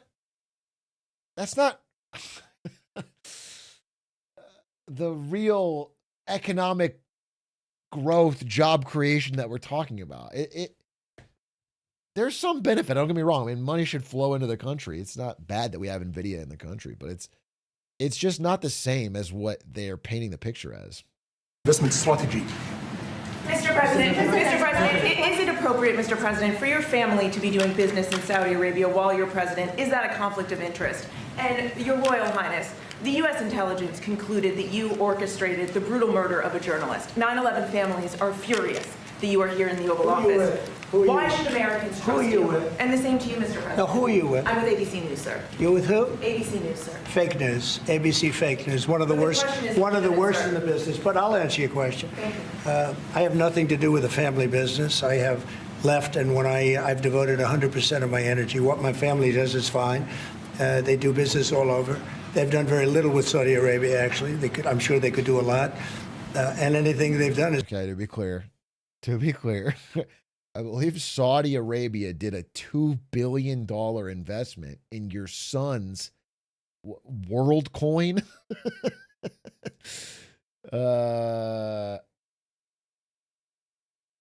Stable coin scheme, and then a World Liberty Financial. Yeah, World Liberty Financial. What was the name of the coin, though? Financial.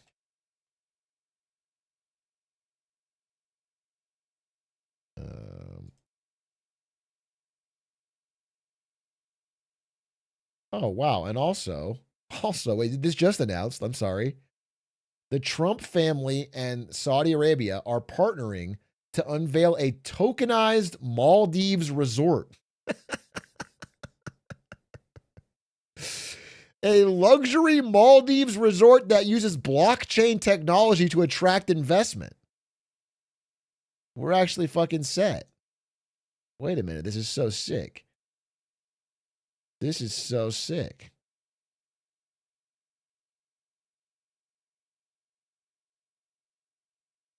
A blockchain resort for the ultra wealthy in the Maldives. Finally, what the American people have been asking for. It's been very good. That's what we've done. We've built a tremendous business for a long time. I've been very successful. I decided to leave that success behind and make America very successful. And I've made America more successful by far than it ever was, and that it ever could have been, no matter who was president. There would be nobody bringing in $21 trillion, that I can tell you right now. As far as this gentleman is concerned, he's done a phenomenal job. You're mentioning somebody that was extremely controversial. A lot of people didn't like that gentleman that you're talking about. Whether you like him or didn't like him, things happen, but he knew nothing about it.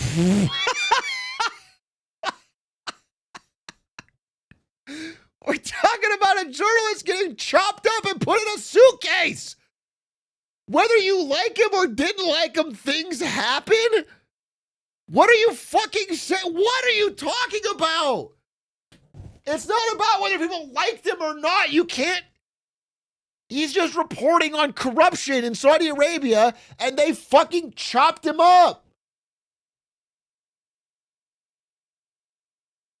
And we can leave it at that. You don't have to embarrass our guest by asking a question like that. Okay, just you ask, Mr. President, you allow me to answer. You know, I feel painful about, the families of 9/11 in America, but, we have to focus on reality. Reality based on CIA documents and based on a lot of documents that Osama bin Laden used Saudi people in that event for one main purpose, is to destroy this relation, to destroy the American-Saudi relation. That's the purpose of 9/11. So whoever buying that means they are helping Osama bin Laden's purpose of destroying this relation. He knows that strong relation between America and Saudi Arabia, it's bad for extremism, it's bad for terrorism. And we have to approve him wrong and to build our relation, continue developing our relation. It's critical in the safety of the world. It's critical against extremism and terrorism. We need to prove Osama bin Laden wrong by going to Beastland. I've always said that. I've always believed it. I've always stood by it. The only way the terrorists win is if I don't get to enjoy the Carl coaster at Beastland. And I've always stood by that. The journalists, it's really painful to hear, anyone that been losing his life for, no real purpose or not in a legal way. And it's been painful for us in Saudi Arabia. We've did all the rights. Sorry, what? Wait, say that again? Been losing his life, critical against extremism and terrorism. About the journalists, it's really painful to hear, anyone that been about the journalist, it's really painful to hear anyone losing his life for, no real purpose or not in a legal way. And it's been painful for us in Saudi Arabia. We've did all the right steps of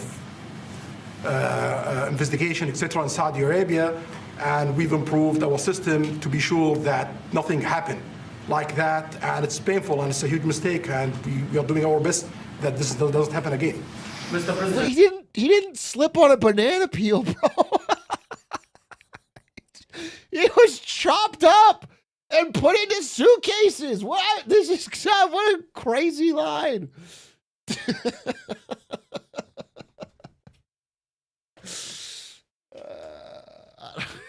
That's absurd, bro. That's absurd. Accident kill. Fucking MBS with green guns, bro. That's unreal. That is unreal.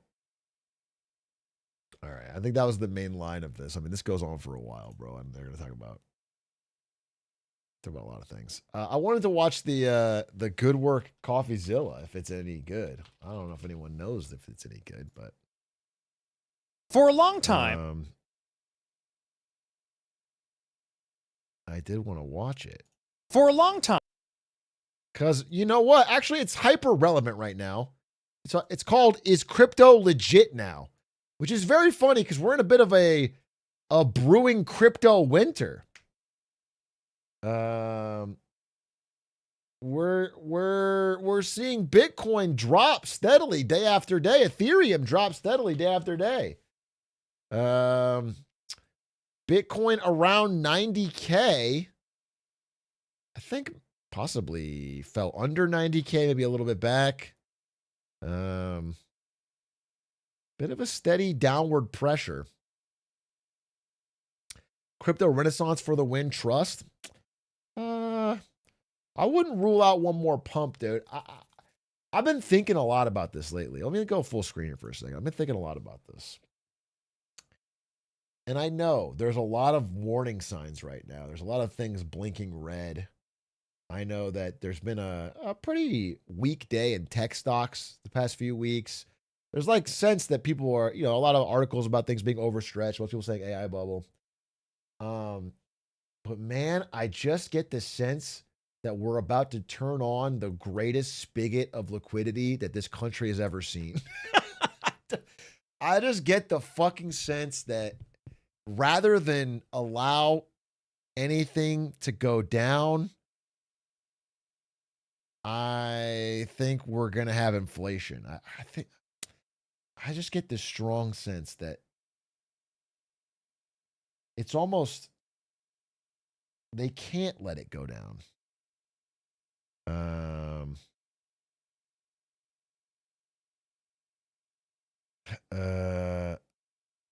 I think the printer is going to fire up in a way that we've never seen before. I really feel that.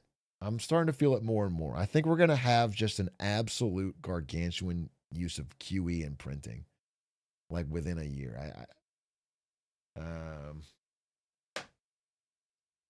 I don't know when the money printer is on. Well, they have more and more. That's the other thing is I've been researching, right? There's more and more discrete ways. Like quantitative easing was the public kind of embarrassing, hard to explain way where they just print money to buy fucking bonds. But I like these reverse repo facilities and They're finding all these ways to inject money into failing banks, into just anywhere they can squeeze liquidity. And it wouldn't surprise me if there was another pump. It wouldn't surprise me.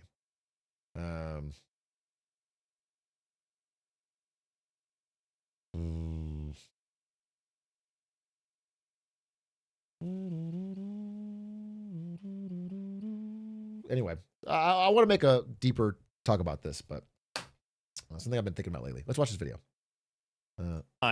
Cryptocurrency was something that only mattered to smelly men who are also probably criminals. To many normal people who do things like go outside, it seemed like this incel dweeb money would never become anything more than a niche interest or a means of exchange between perverts and the Taliban. But despite all of that, today, the United States government and many mainstream financial institutions are embracing crypto with open arms and huge boners, sent directly from one party to another without going through a... Have you guys ever seen Satoshi Nakamoto and Squeaks in the same room? Ever notice how Squeaks supposedly had a job that he was fired from right at the exact same time as the crypto white paper was being written and it came out? You ever notice that Squeaks somehow can afford to live in New York despite having 0 subs because not a single person's ever subbed to his content? Have you noticed that? Is it because of his gigantic Bitcoin mining collection?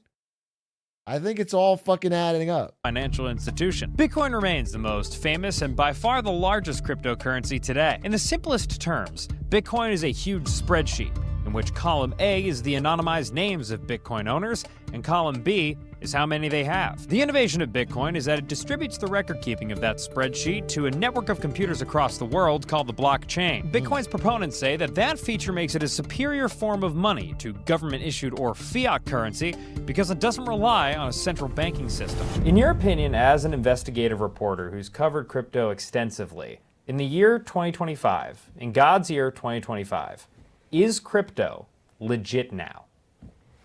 You know, it's like medium. Sam Bankman-Fried's now infamous cryptocurrency company FTX, which surfed the industry's initial wave of mainstream popularity in the late 2010s to become the era's blue-chip institution for trading digital currencies. Before it was revealed in 2022 that what FTX meant by trading digital currencies was give us your money so we can steal it. I was down in the Bahamas at the kind of peak of the mania, just after the Super Bowl, where FTX aired that ad with Larry David, and we'd seen a lot of other ads for crypto companies. And what it seemed like to me, I mean, we're in the Bahamas. Dude, the Matt Damon one, that whole Super Bowl was crypto fever. There was like 8 crypto ads. Because they're trying to get around U.S. regulations. Yeah, it seemed like they basically created this giant, semi-unregulated offshore casino. Fortune favors the bold. People could go and bet on the prices of all these different dumb coins, and that it was kind of bad because most people would probably lose money. But what I did not suspect at all was that he had taken all the money that people had deposited at his casino and stolen it. That thought never crossed my mind, honestly. FTX collapsed in 2022, bringing crypto prices down with it, dude. creating a bloodbath to year. rival history's bloodiest of baths. It was precisely like the Battle of the Bulge, except instead of hundreds of thousands of human casualties, what was lost was tens of billions of dollars that people had voluntarily chosen to invest in computer money that is famous for its volatility. I asked Zeke to think back to the aftermath of those harrowing days. Almost all cryptocurrencies were down, 70, 90%. It looked terrible for the industry. And it was kind of hard to imagine that there'd be this mass of people who'd be like, hey, let's give that another shot. The one exception I would have made at the time is Bitcoin. It's developed this huge cult around it. People who think that Bitcoin is the solution for every problem in the world and who are just so committed to it. How could it not be? They kind of put a floor on the price. Think about like the Insane Clown Posse. I often do. Is their music good? Art is subjective. fair. Okay, I'm gonna say it's bad. But like, am I gonna bet that no one's gonna come to the gathering of the Juggalos next year? Like, no. That's sort of like Bitcoin. These guys are Juggalos. Despite whatever we might think about Insane Clown, What a crazy Insane metaphor. Clown Posse, the Juggalos will be there every year. Yes. Now, will the Juggalos take over the world? I would argue that in a the way end, they the have. Juggalos have kind of a limited appeal. The Bitcoiners would say, no, like, we're gonna take over the world. Because, okay, they have one thing that the Juggalos don't have, which is like, what if by recruiting more Juggalos, you would get rich? Maybe that would make you work harder to recruit Juggalos. Yeah, and then all of a sudden the music starts to sound a little bit better. Yeah. When you can make money off of doing it. What if you could just donate a lot of money to the That's actually president, not a bad- and then he would become a Juggalo? Then, like, all the people who like him might be Juggalos too. Indeed, over the first year of the current Trump administration, the long arm of the federal government has reached out its hot iron and stamped the underside of our great nation with the glowing brand of Bitcoin. If you can't tell from literally everything about me, an I ad. very much enjoy caffeine. Specifically, Tier.com commentator for sponsoring this video. Now let's get drinking, folks. Coffee! The President Executive Order, the creation of a strategic Bitcoin reserve and a digital asset stockpile. Congress passed a bill with flying bipartisan support to legalize stablecoins, which are cryptocurrencies whose value is tied to the US dollar. So basically crypto dollars. Then the House passed a different bill, again with flying bipartisan. Just want to be so clear about what's going on with the Genius Act and with the fucking stable coins. All right, like it is a transparent attempt by fucking Scott Besson, I guess. I mean, anyone who knows. Okay, you take your fucking money and you're like, I don't want to buy. I don't want to buy U.S. debt anymore. I don't want to buy U.S. treasuries. This is IOU from the U.S. This is what we need you to buy to keep our government functioning, basically.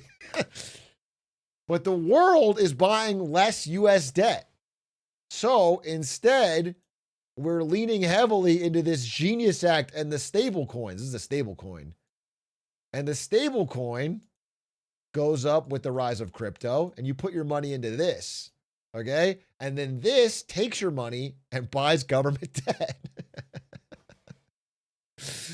I'm not kidding. I've heard it described as a Hail Mary attempt to keep the government funded through crypto. This and they call it the fucking Genius Act. It's like Operation Iraqi Freedom, dude. They just and so they just name it the opposite of what it is. Yeah.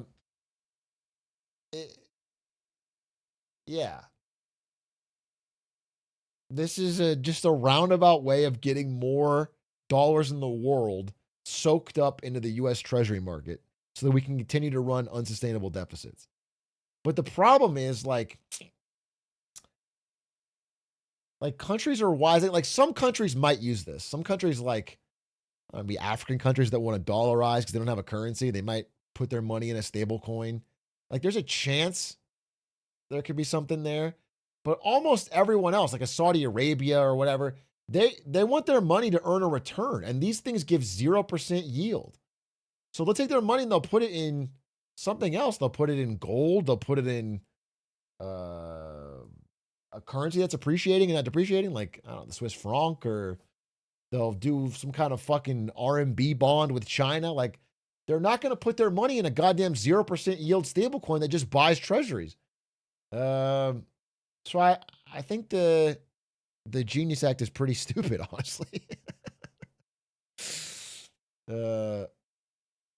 Partisan support, which would establish a very friendly regulatory framework for all cryptocurrencies, not just stablecoins, and that is currently going through that dang old Senate. How is this different than what we saw from the Biden administration? It's dramatically different. Eleanor Mueller is a reporter for Semaphore covering Congress, and this year, covering Congress means covering crypto. There's a Republican president who's called himself, the most pro-crypto president. There's a House and a Senate controlled by Republicans in part because the crypto super PAC spent so much money to make sure that that happened. There's a lot of momentum for legislation. I think a lot of it is lobbying. I think that... Has it really paid off? I mean, they spent a fuck ton of money lobbying and getting all the regulation they wanted. And in the end, Bitcoin year to date is down 2%. No growth. Over a 1 year period, as in like before Trump got elected till now, it's flat. So all that shit didn't, they dumped a bunch of money. Trump milked them dry. Trump pumped and dumped his own meme coin, made a bunch of money, but the crypto industry is not.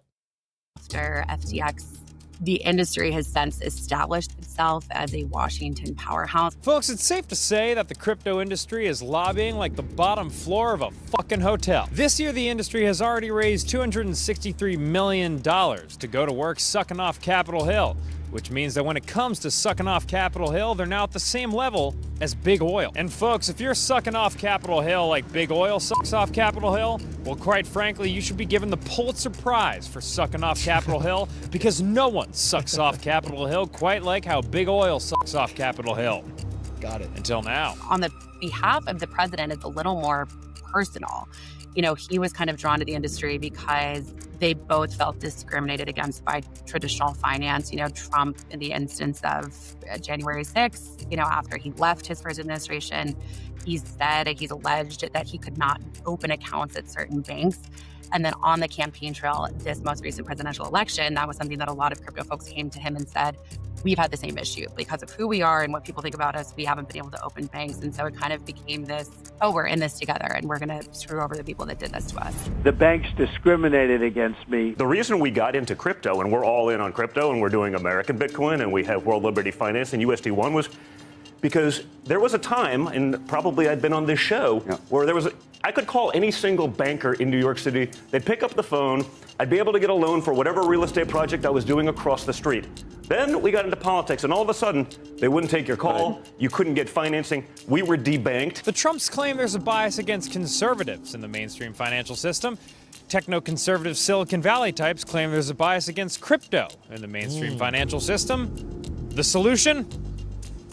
Kiss. Hello, Bitcoiners. As we implement these reforms, Bitcoin and crypto will grow our economy, cement American financial dominance, and strengthen our entire country long into the future. Reports say that in the first half of 2025, the Trump family made more than $800 million in sales of crypto assets, on top of potentially billions more in unrealized gains from their new crypto business, World Liberty Financial. On top of that, they've made hundreds of millions more selling their meme coin. This is all burning the path to create a more crypto-friendly America, a future that many crypto enthusiasts are absolutely cheesing to see. What do you make of the Trump administration's steady adoption of crypto? I mean, clearly they have personal interest in it as well. Yeah, I'll leave the personal involvement aside. I'm not a government ethics lawyer, and I think that's sort of a separate question. But the administration itself, these are people who understand Bitcoin and care about Bitcoin, and it has actually definitely been a boon to see policy being taken very seriously. Zach Shapiro is a lawyer with a practice dedicated to helping Bitcoin-focused ventures grow their business and navigate regulatory hurdles. I don't think this is, an explicitly left-right thing, but I think it's no secret that the previous administration took a pretty outwardly hostile approach to the entire sector, and so we did not have a lot of regulatory clarity either from the agencies or from Congress. Well, that was like the fucking one economic good thing that Biden did. Was that they cracked down on crypto scams. God damn, I was really supportive of that. About what the ground rules are. If you don't provide clear rules, it is really, really hard to legally build valuable things. So what is the thing that's left that's legal? What is the valuable thing that's been built? Meme coins, right? Those are not regulated. Those are jokes. Those are gambling vehicles. And that's what we saw, right? The previous administration did not pave the way for the crypto industry to be able to build a lot of useful stuff. And so we built a lot of frivolous stuff that got a lot of people hurt. How can you say that? How can you fucking say that? When the first thing this administration did was launch a meme coin, a personal Trump meme coin. And then his wife launched a meme coin. Like literally from him. Now, what the Oklahoma City Thunder's Alex Caruso is referring to here are all those meme coins that had a buzzy rise and a spectacular fall. Doge, Shib, Fartcoin, Haktua, Bonk, Mog, Giga, and plenty more that make an 11-year-old boy shart his basketball shorts with laughter. He believes that meme coins like these have no institutional use. Unlike Bitcoin. Asset. The biggest misconception I hear is a misunderstanding, I think, specifically of what Bitcoin is. What Bitcoin is, and a lot of crypto sort of on the back of Bitcoin, is a return to a form of money more like gold. It's like a type of gold that's engineered for the internet age. When Bitcoiners say the dollar is backed by nothing, what they mean is that it's only valuable because we trust the government that issues the dollar bill. They contrast this with gold, which is valuable not because it was issued by a government authority, but because it's a rare commodity. It's long been common practice for mainstream investors to hedge against economic downturns by investing in gold because its value theoretically won't drop if a certain country or region hits hard times. When Bitcoin was created, it was modeled after gold. By design, there's only 21 million Bitcoin that will ever be in existence. And because of this, crypto enthusiasts argue that in the digital age, Bitcoin makes way more sense than physical gold bars as a hedge against the value of government-backed currencies declining over time. Which is basically another way of saying a hedge against inflation. Now, in case you didn't realize, I just spoke a lot of letters out of my mouth, and I'm quite thirsty. What does a journalist have to do to get a Guinness in here? Would you like a Guinness right now? That would be fantastic. We can do that. Hey, Sydney? That's Thomas Pacquiao. Thomas is the owner of PubKey, the world's first Bitcoin-themed dive bar / podcast studio. Ladies. Thomas, in your opinion, is crypto legit now? Crypto?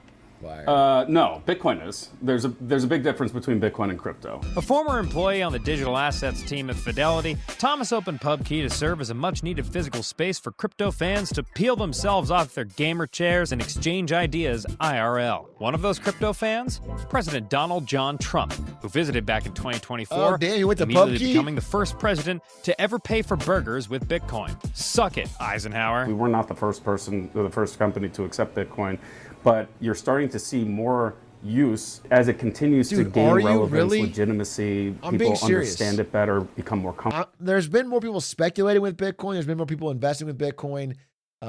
Big banks have warmed up to it and put it in asset packages you can invest in. But I have not seen any adoption in any real markets of like you can buy or sell things with it. Not one.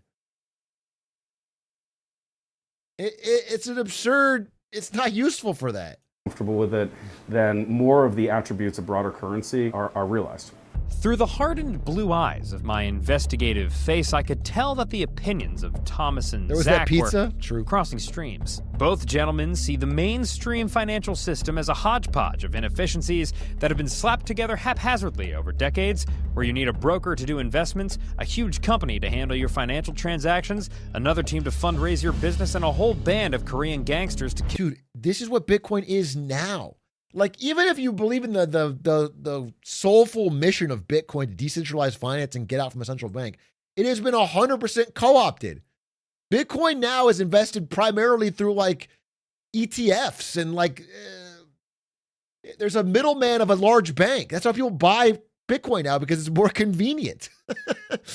So people are holding it through intermediaries. Nobody has fucking, not nobody, but most people don't have a fucking cold wallet. So the idea, it's been 100% co-opted, and now it's just an asset. It's just like a tokenized asset that people speculate and gamble on. It's not some way of opting out of the system. Kill your co-founder, and they see the best tools crypto has to offer as a way out of that status quo. You can really democratize access to financial assets that right now it's pretty easy to do if you have a private banker, but otherwise there are sort of a lot of hurdles and a lot of friction in getting the most out of your assets. I think the only two types of assets that are ready for prime time are Bitcoin and stablecoins. Now, again, for clarity, stablecoins are crypto coins that are pegged to the dollar. I am a journalist that is pegged buy the dollar. Zach and many of the most bullish people in crypto see a future where stablecoins are used as a means of exchange, basically to manage transactions instead of relying on big merchants like Visa. They also envision a time where stocks and bonds will be secured on that sweet blockchain spreadsheet instead of having to be managed by bankers who charge hefty fees. And these are both things that big companies are already starting to do. I think in the next 5 years, you will see maybe the vast majority of payment systems in the US basically convert to stablecoin payment systems, whether or not you even know it, right? The back end transfers are going to probably be stablecoins. Alex Thorne is the head of research at Galaxy Digital, a digital assets platform and data center developer. There are tools in decentralized finance, particularly the trading and lending of assets without the use of an intermediary, that have proven themselves as uses. And I think one of the big issues there is that we actually want more high quality assets that you can use in those things. The idea that you could use these blockchains, integrate them with traditional assets and traditional systems, and they could bring massive efficiency gains to what is really like, I mean, you need an archaeological degree just to unpack and figure out how the finance and payment system even works in this country. And I won't lie, folks. After all these conversations and the 14 Guinnesses I had off camera, I must admit that I was starting to... I just want to emphasize that, like, if the main way that most people encounter it is through the 95% of scams, then it's such a poison to whatever benefits technology might theoretically be able to do. Because at the end of the day, financial transactions rely on one thing most of all, which is trust. Trust is like the deep bedrock of all of this. People at the end of the day want trust more than anything for their money. So it's like I can't hand wave those away and say that, well, those are just the meme coins. I think that is like a deep, fundamental trust eroder for this thing's capability to be useful to anyone regular. In this, that if you want to actually plug it into finance, you have to be responsible and treat it like an adult and realize the downsides. So, is crypto legit now? Well, if you're talking about Bitcoin, which could be used as a sort of digital gold, stable coins, which could be used as a faster way of moving dollars around, or blockchain technology, which could be used to make our financial system more efficient and accessible, then the answer could be yes. The level of enthusiasm around that yes depends on how revolutionary you think this stuff will be. But if you're talking about the rest of the crypto landscape, like meme coins and NFTs, well, not even the people staking their careers on this stuff will go to bat for that shit. And when it comes to whether or not you should invest in this stuff, well, I think my new friend Zeke said it best. This is like the simplest and I think most honest reason why you might invest in cryptocurrency.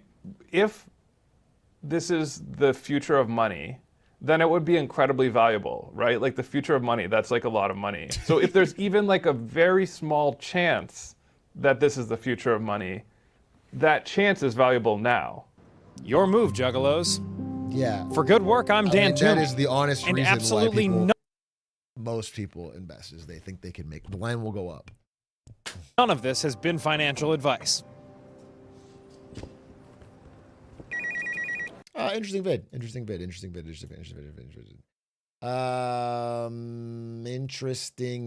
for sure. Definitely an interesting vid.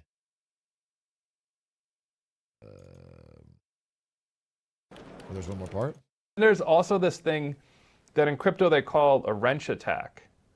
And what that means is that a bad guy hears you got some crypto, comes and hits you on the head with a wrench until you give him the password. Oh, so the term is actually just for being beaten with a wrench.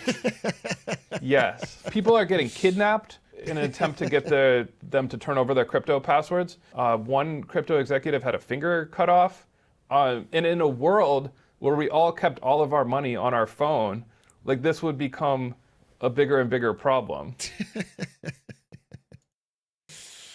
Yeah. I mean, it's the fucking problem with like smart contracts and everything.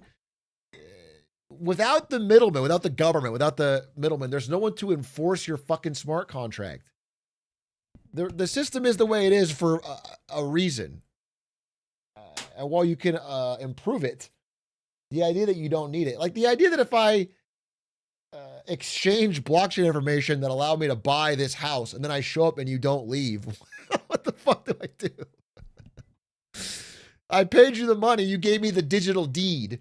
What do I do about it? Well, I have to fucking get, there has to be a record or a transaction at a bank that can go up to a judge, that can go up to a police force, that can get you out.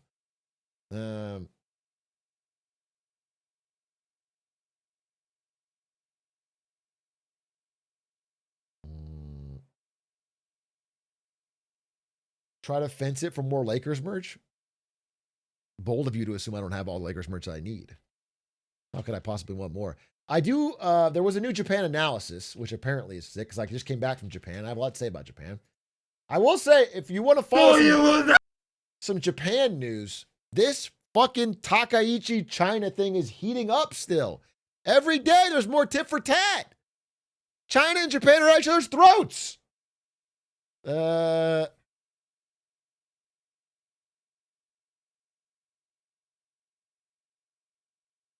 wonder if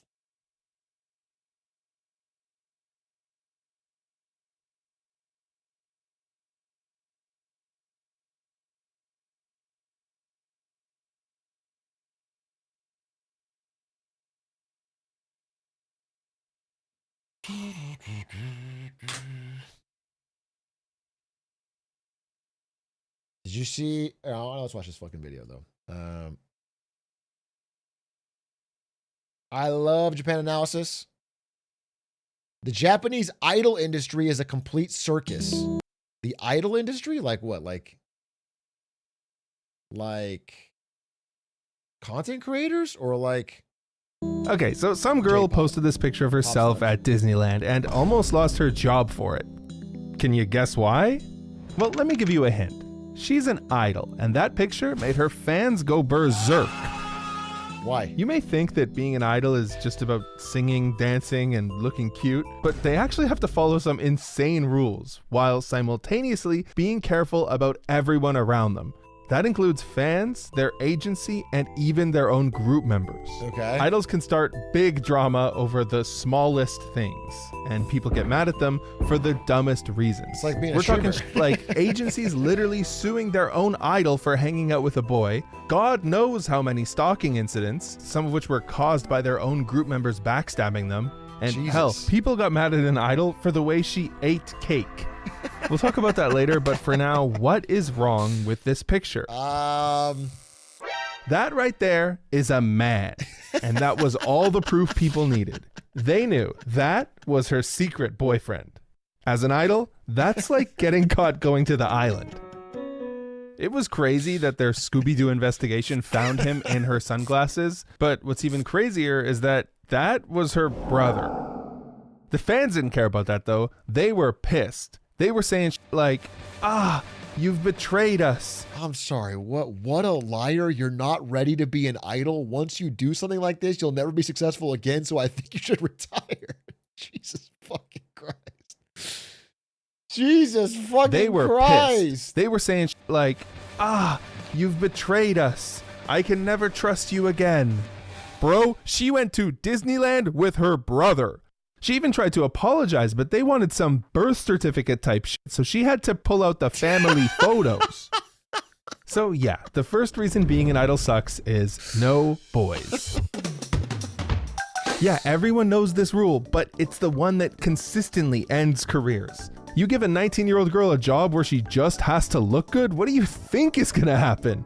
And was Sunglasses Lady the first one to get caught? Of course not. She wasn't even the first one to get caught at Tokyo Disneyland this year. No, you see this chick, Haruno Riri, she was a massive idol, and one trip to Disneyland later, she got kicked out of her group and deleted all her socials. Crazy! All because of this picture. Huh? She has the same sunglasses on, but I don't see any fellas. No. What happened was some dude who I guess was just taking pictures of random women caught her red-handed with a guy, and that was it. Her career was so over. crazy. Thanks for the scoop, man whose phone has a folder called Pictures of Women I Don't Know. Also, can we pause for a second to look at this? No, I mean her shirt. Just a failure? Just a failure. It cannot be determined. Keep trying. Don't give up. These apologies and strange punishments are actually not uncommon. Like, there's the case of this other idol, Momoka, who accidentally uploaded a selfie with her boyfriend, and her fans went fucking biblical on her. Oh, you like posting selfies, huh? Well, why don't you post one every night for the next 365 days? If these pictures arrived at my house in a manila envelope, I would assume that this woman was kidnapped. What I don't get is, how do these pictures prove that she's alone every night? She had Isn't her boyfriend... She had to post a fucking kidnapped selfie every night to show that she wasn't with her boyfriend? What?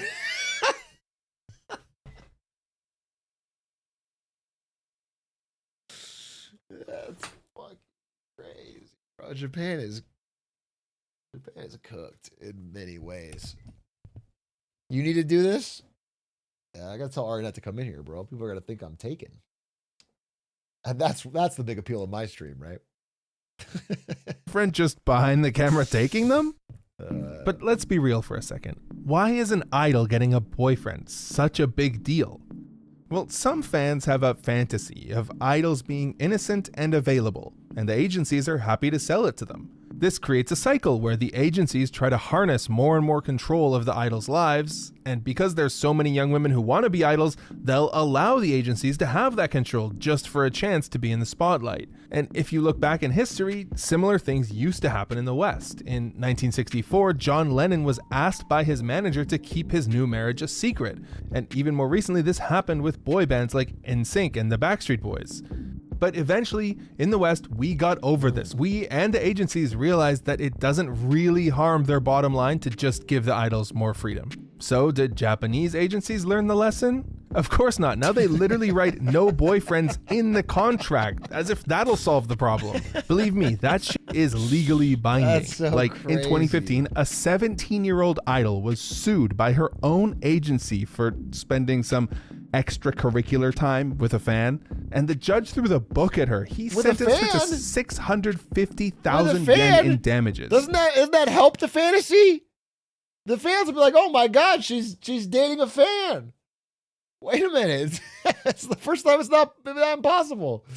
Yeah, Japan made a 17-year-old pay like That's $5 crabs in a grand bucket. for having a boyfriend. And how do you think the agency found out? Her own friend, a member of her idol It'd group, be the snitched ones on close her. to you. There is no loyalty in this Holy industry. That's fuck, reason she got number snitched 2. on? But before we continue, I'm super excited to announce that this video is sponsored by Temu, who is doing a Temu. massive Black Friday deal. I got a $20 coupon. What are you Temu, waiting? shop Tons like of a money. It's only valid billionaire. for 24 hours after you claim it, so don't sleep on it.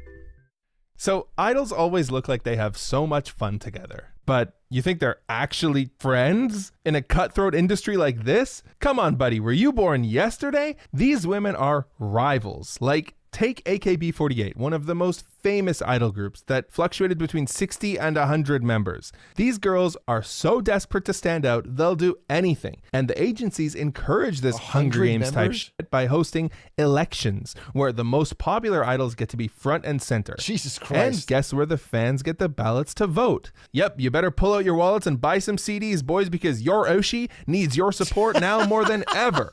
Although, if you do buy like 600 CDs to support your girl and you have to go and dump them in the mountains, at least don't put your name on them, man. Come on. Bro. And it's not just CD contests. Behind the scenes, agencies are... People are just totally one shot, huh?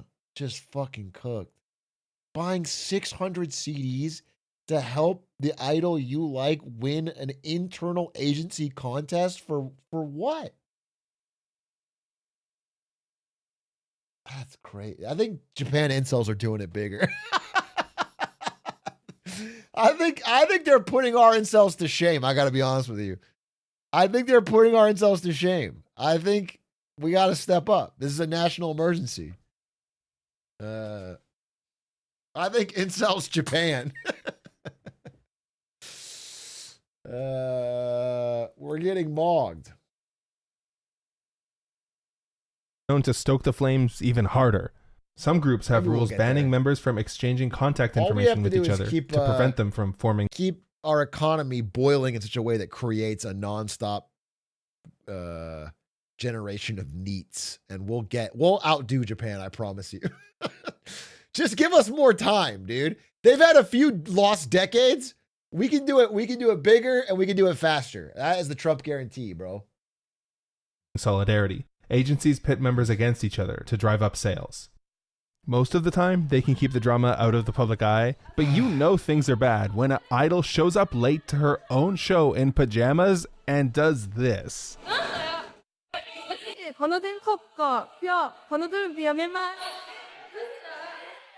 They cut her mic. Flipping your coworkers the bird in front of a live audience is one of the most based resignations I've ever seen. And it turns out she was completely in the right because her quote-unquote friends were acting like middle school bullies. I mean, they even gave her the wrong date and time for the show on purpose so she wouldn't show up. Queen! Okay, so you have a hostile work environment, but at least you have thousands of fans supporting you, right? Well, that brings me to reason number 3. Idol fans can have some ridiculous expectations. Most Idol fans, as you'll see here, are fully grown adults.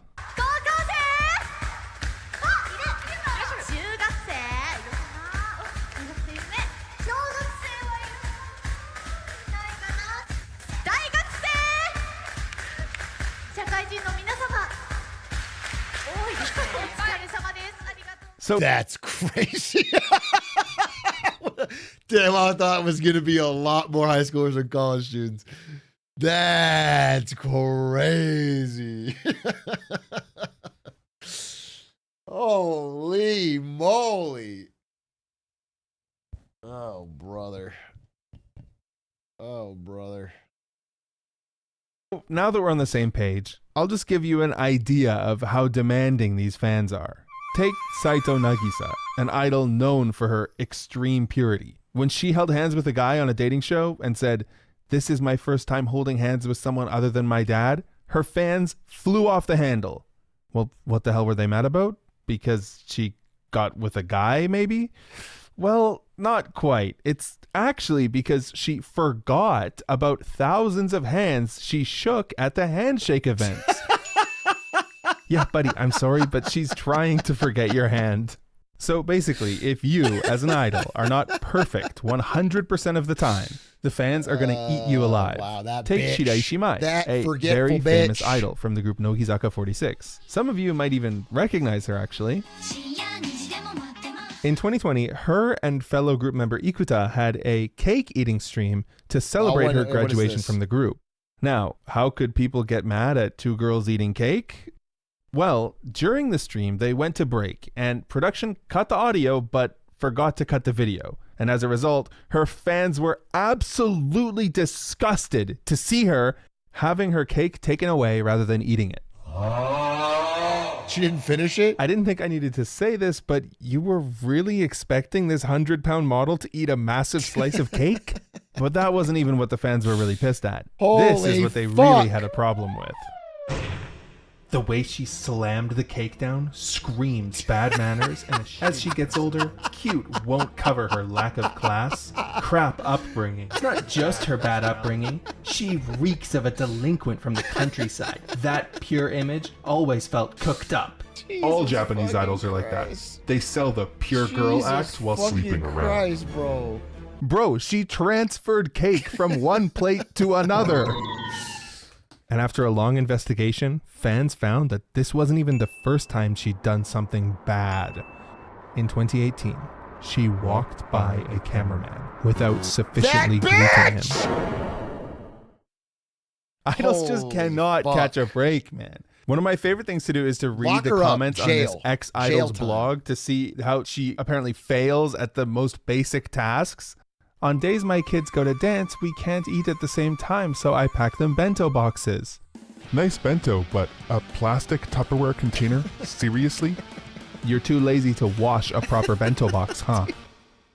I made chicken curry and a broccoli salad for my kids. Didn't you make them curry last week too? You make curry way too... Okay, you guys are laughing. This is you sometimes. This is chat sometimes, bro. This is fucking chat. Don't act like you don't do this. You do this to fucking me, and I'm not a fucking idol. I'm a fucking small ass streamer. You guys do this shit to me. I fucking wear a shirt a week ago. Oh, same shirt as a week ago, huh? Interesting. Interesting. Wearing the same shirt. Fucking interesting. Wow. Wearing the same hat again, huh? Hiding the hairline? Interesting. Fucking. Oh, wow. Upload it on the Big A channel? Why not the main? Upload it on the main? Why not the Big A channel? Interesting. Fucking interesting. Fucking interesting. Oh, you walked out of the room? Must be doing cocaine. Oh, you're walking in the room? It must be stomping around like a giant. Interesting. Just fucking interesting. I these poor women, all right? I relate. I'm on the team. I'm like a Japanese idol. Too often. I went strawberry picking with my kids. The fresh strawberries were delicious, and we ate them with condensed milk. Condensed milk? What? Condensed milk? If you really liked strawberries, you eat them fresh, not with condensed milk. I'm saying all this stuff about Idol fans, but I don't want you to get the impression that I'm only talking about the guys. This is what happened when some girl missed her chance to attend a hug event with her favorite idols.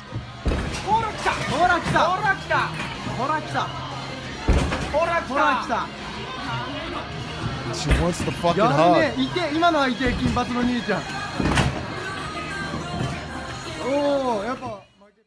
In the end, she actually got arrested. So it can be fun to make jokes about crazy fans, but to the idols, it's not a joke. Right. And that's because of reason number 4.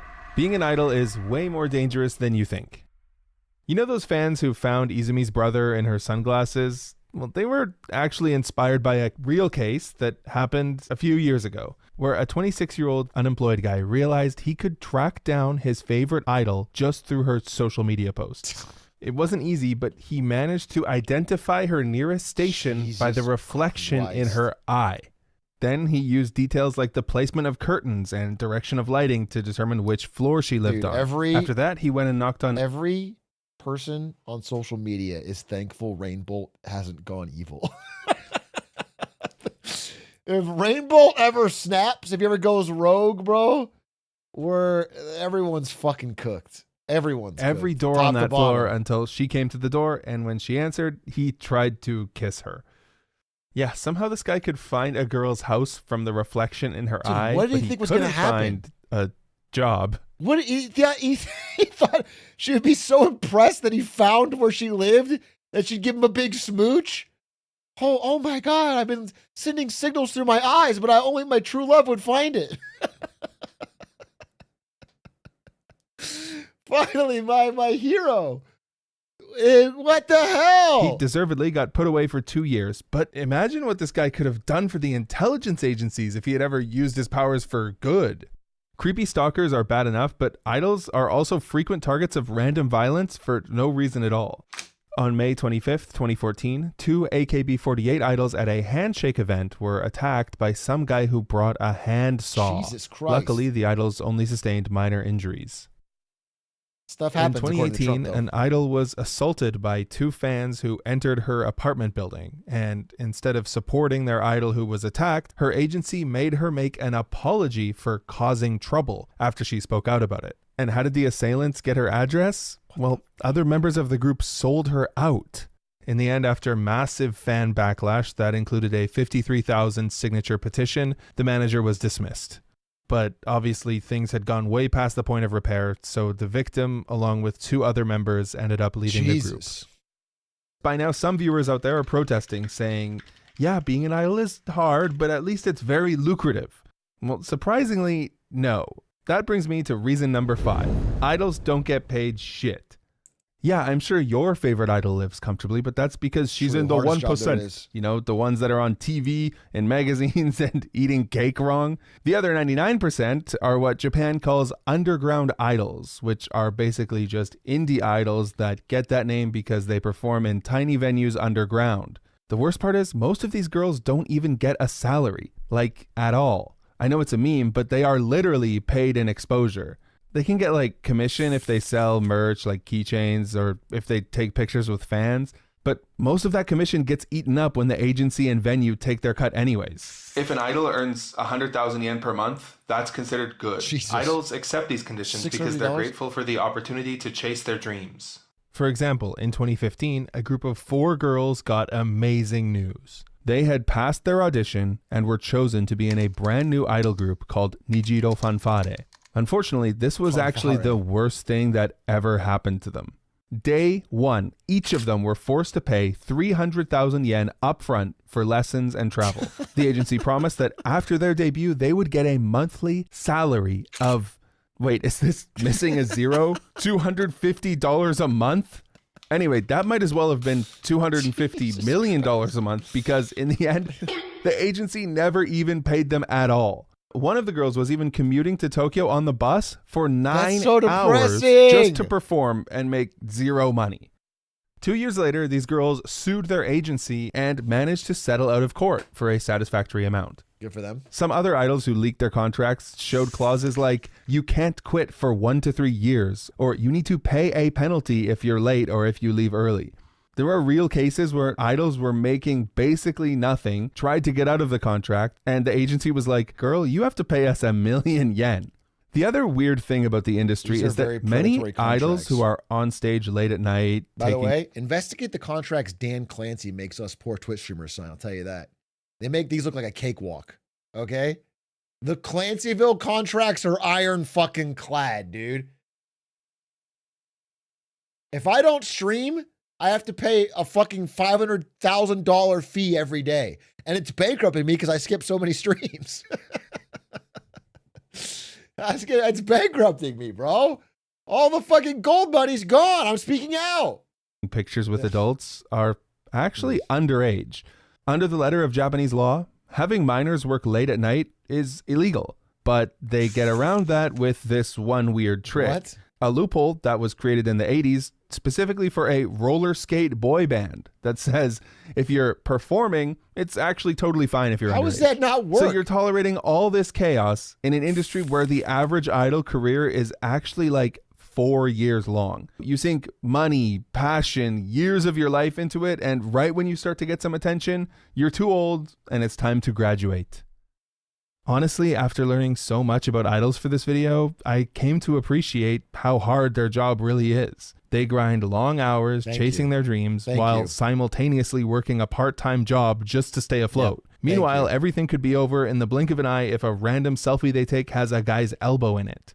The real issue is the agencies. They are the ones who write the predatory contracts. They're the ones who exploit the idols and fans for as much as they can, and they're the ones who toss the performers aside the second anything goes wrong. As much as I joke about the weird fans, most of them are just normal guys who show up. I don't understand why they need the agencies at all. In 2025, can't you just go through social media and skip the middlemen altogether? If you're a cute 19-year-old girl in Japan who can dance, can't you just fucking make your own idol group and not? I don't understand why the fuck.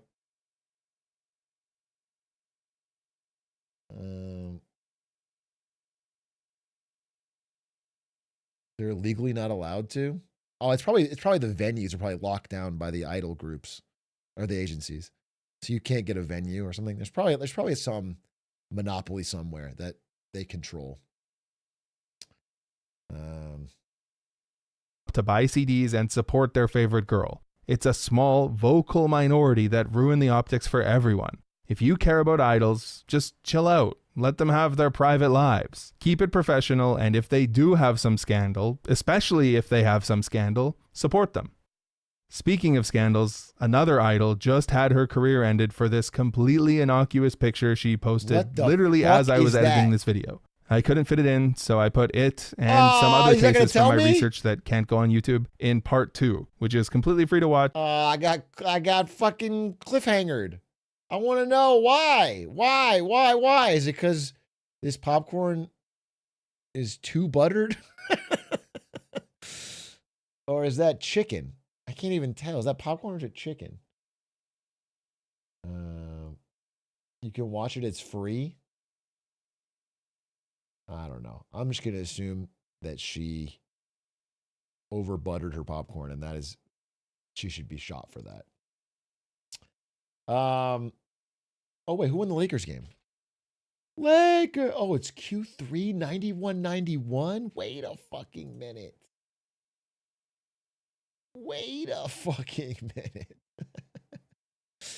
I would go watch that, but I won't. No. I want to do my voting. Let's do the voting. Game Awards voting. Wait, I'll do Streamer Awards first, I guess. Streamer Awards voting. Streamer awards and game awards voting. I gotta get my fucking my votes heard. By the way, shouts to Cutie Cinderella, who is putting an insane amount of work into this show, and I think for the most part everyone is really supportive of it, but a few people are being shitty, which is lame. Okay, I gotta log in. Wait, let me log in.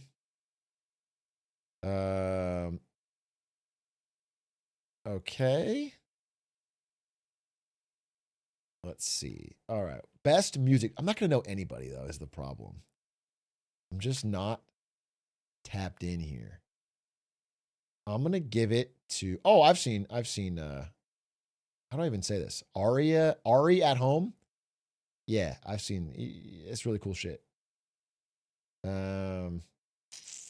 Best creative arts streamer. Streamer creates the best art, food, drink, dance, cosplay. Gumdrop, Emaru, Dizzy Kitten, Barley the Burr, Rose Doodle. We'll just watch the clips, right? Okay, this is my final. I need a bev, guys.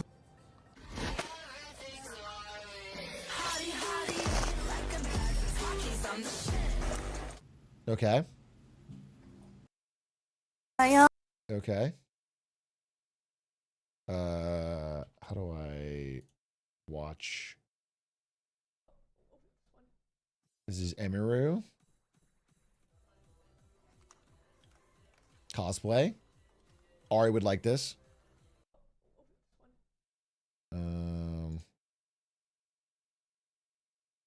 Dizzy Kitten. Yes, infarct.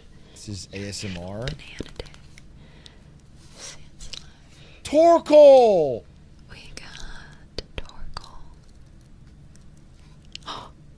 Probopass! But this is an illustration. ASMR opening Pokemon cards in a banana outfit. Actually, this is. All right, I'll give that my vote. I don't want to watch every clip, bro. What is National Banana Day? All right, I'll vote Dizzy Kitten. Best RP streamer. Phantom because of the tax. Best MOBA streamer. Cadril, no problem. Best brand partner. I don't fucking care. Skip. Yeah. Hidden Gem Award. I just love puzzles. Best Battle Royale streamer. Give it to the GOAT. You know what I'm saying? Once on top, always on top. Give it to Ninja. Best FGC streamer. Sajam, Lily Pichu, SK Brawl Pro. I know that Stans really like the Sajam Slam, so I'm going to do that. Best MMORPG streamer.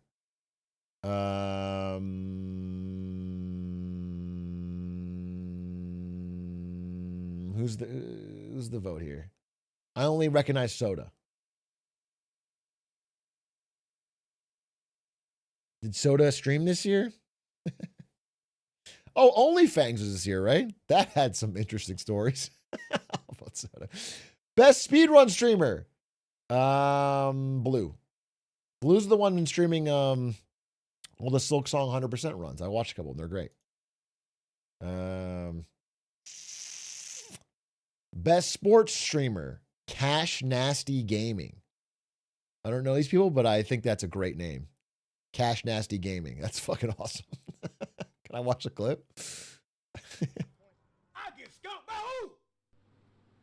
By who? Nigga just got it, bro. I'm a brick wall, chat.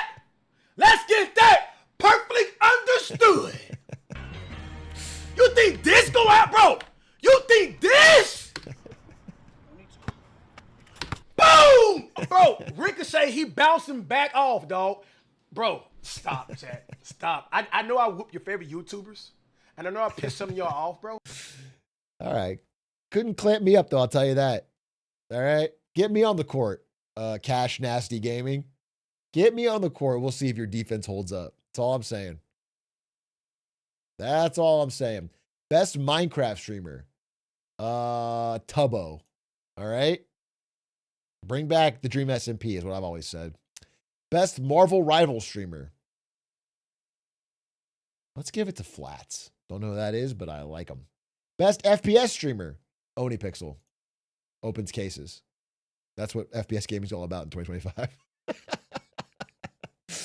Best strategy game streamer.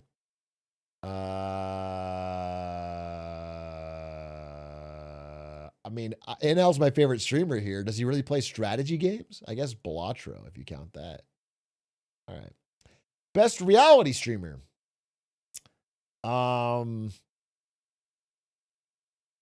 Adapt. Best IRL streamer.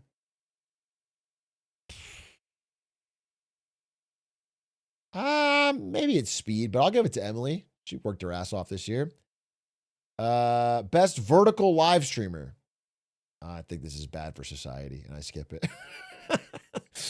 Stream game of the year.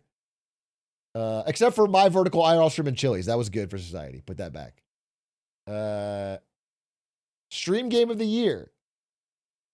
Stream game of the year? Peak, probably. Yeah, Peak. Best content organization.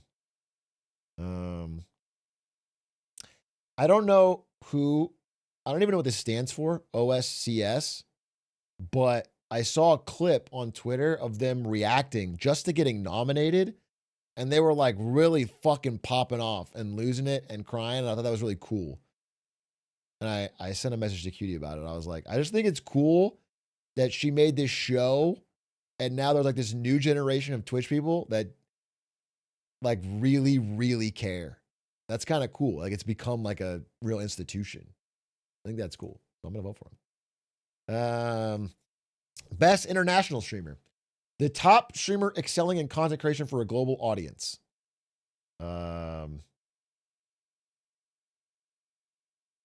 Squeezy. Best stream duo. Sea Dog and Iron Mouse. Best stream collab. Kai Snat, LeBron James. Can't beat that. Best marathon stream.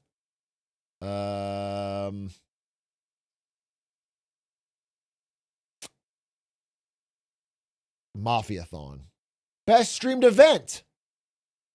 Give it to Lud. Let's go, Luddy. Best stream series. Fortnite Friday. Easy. Best VTuber. Iron Mouse. Best variety streamer. All right, little bro. Whoa, bro thinks he's the fucking best variety streamer now? Sorry, dog. Queso, okay? Moggs, Clears. Lyric, been doing this longer. I can't live with myself if fucking Squeaks win another award. I can't do it. I can't do it. I'm voting for whoever I think has the best chance of beating Squeaks, bro. If Squeaks wins another award, it's gonna be miserable. He's gonna be fucking miserable. He's gonna be on, what's the Squeaks clip? Pop it. Twist it. Pull it. Wow, you beat Pop it. High score 100. Oh, yeah. Bop it, sorry.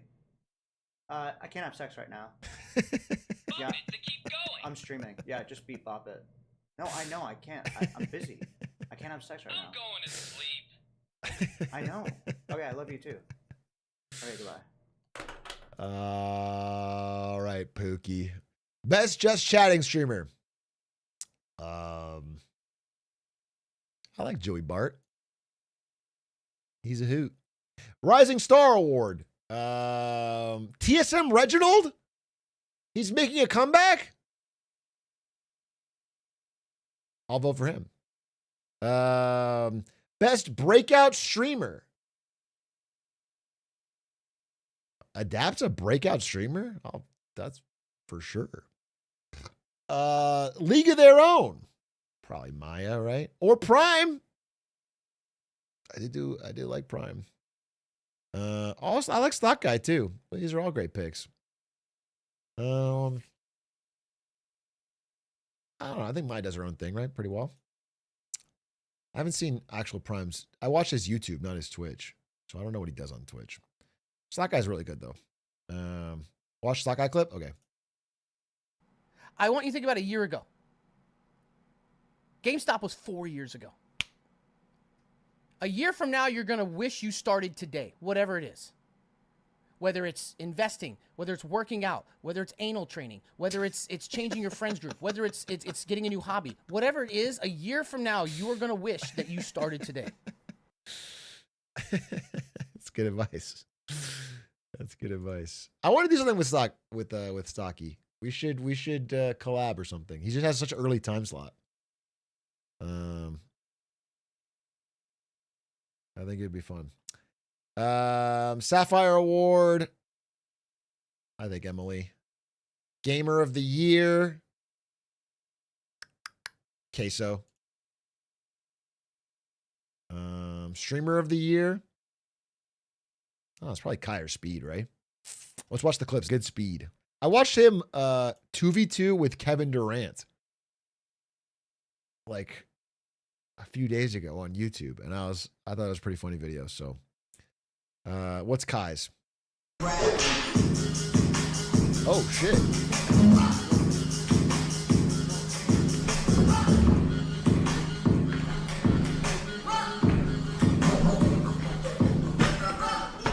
Is that the actual devil?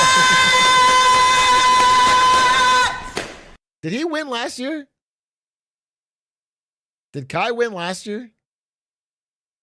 Or has he already won? Speed won last year? Oh, I'll vote Kai. I feel like he should get one. He clearly has done a fucking huge amount for streaming. All right, submit all. Wow. I think I got them all correct. My votes are done. Let me watch. Oh, we can watch Emily's clips too. Let's see. Drop that ass, make it boomerang, take my belt off. Bitch, I'm Pootie Tang, tippy-tie, tippy-tay. You gon' get a tip today. Fuck that, you gon' get something. I walk on the glue, I'm making them wet, I'm looking all good. They made me knows all the words. They made me in text.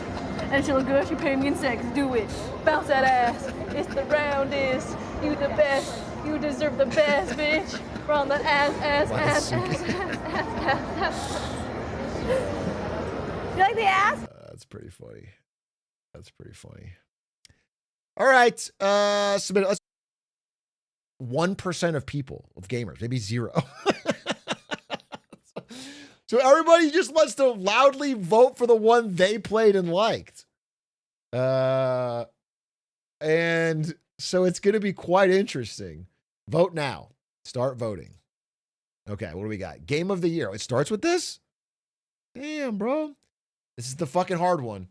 This is the big one. All of these games, except for Donkey Kong Bonanza, which I think doesn't belong here. That's my opinion. Also, Death Stranding 2, maybe I wouldn't put up here too. Just based on the general impact and vibes, but I haven't played them. But I know for a fact that both of these games are world-class S+ tier games. And I watched the Sea-Dog full playthrough of this, and it truly was very entertaining. So a very, very, obviously very good game. I didn't play it myself. Probably won't play it. But, so I can see any of these three. However, I'm like annoyed that this one's gonna win. So for me, it's probably this one. I think the answer probably will be this one. And I think secretly, if it wasn't my own personal taste, it might actually be this game. Hades 2 has more content in it than I ever could have thought imaginable. It has so much content in it. Every time you think you're done, there's more. And I have just really, really, really enjoyed not only my playthrough of it, but watching Ari play through it. She like became a gamer through this game and has put so much time into it, and it's really fun. So I'm gonna vote for Silksong. It's like a dying art, dude. I feel like Silksong, everyone thought it was guaranteed, and now it has like no chance. I'm gonna vote for it just because sending a letter into the void that I really appreciate what Team Cherry did. It's such a fucking great game, but I gotta sign in. Sorry, give me a second.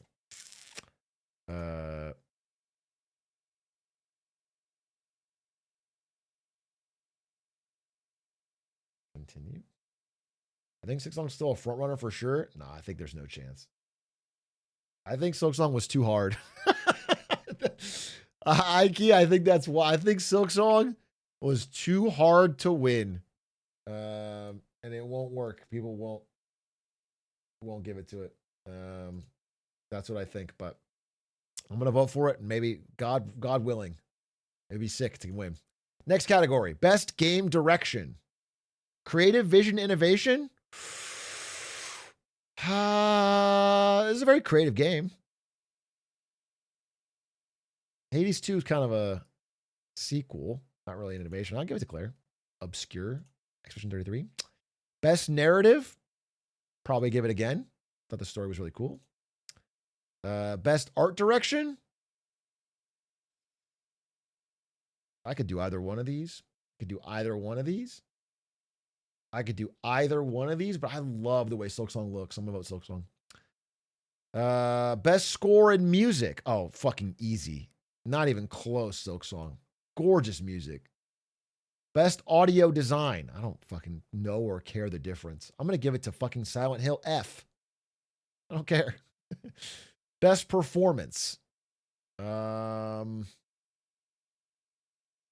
really want to play this game. I think I would have really liked it.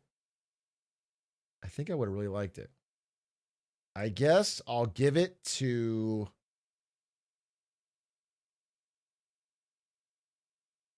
Who was who?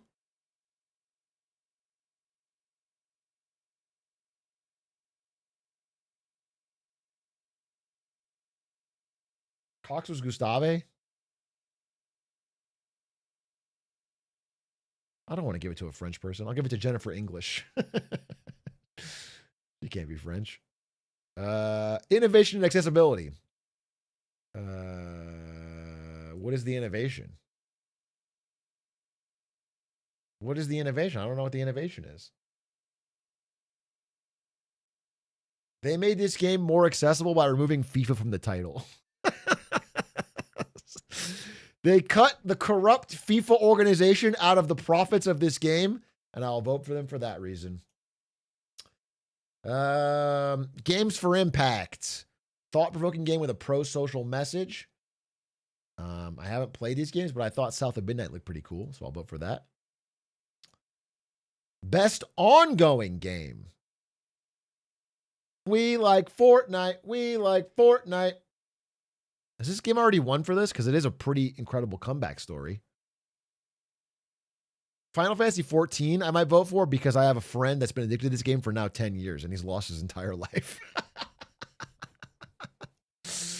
I mean, that whatever they're doing has worked because he's just fucking completely cooked about this game, and he never, ever lets his clutches down.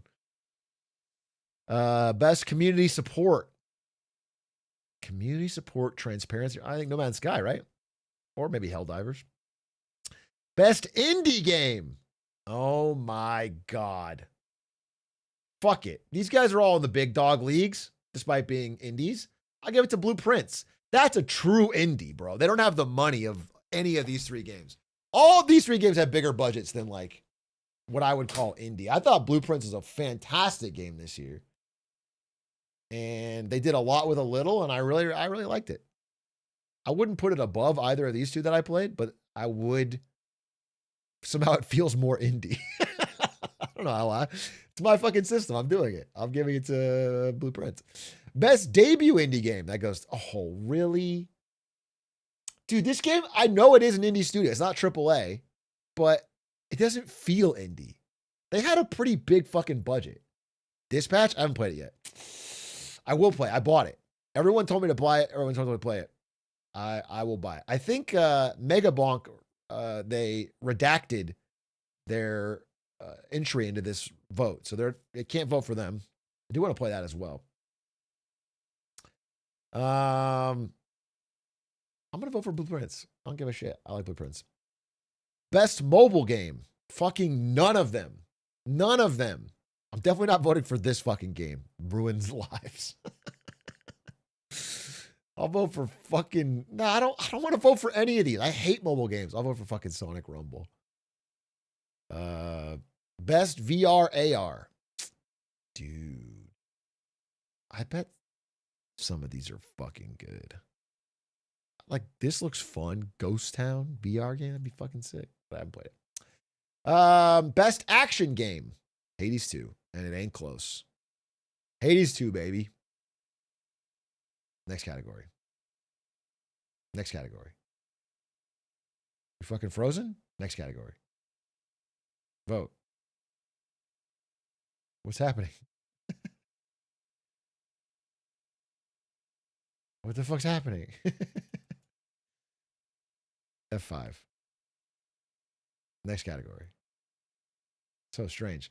Best action adventure. Silk Song. Best RPG. It's fucking Expedition 33. But do I really have to watch the Game Awards and watch Jeff Keighley fucking grinning like an idiot while we get Expedition 33 14 awards? I think if I have to almost guess based on what I would say if I had played all these. I think I'd vote for this one. I think I'd really fucking like it. I like the first one. I think I'd like it. I haven't played it, but I think I'd like it. I bought it. I think I would really fucking enjoy it. It seems right up my alley, so I'm going to vote for this.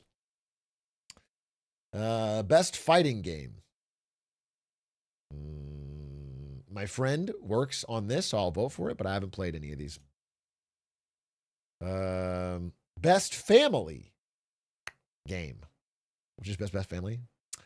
Best family game. Best family game. Best family game. This game is good for putting kids to sleep. You have some unruly people that you'd like to.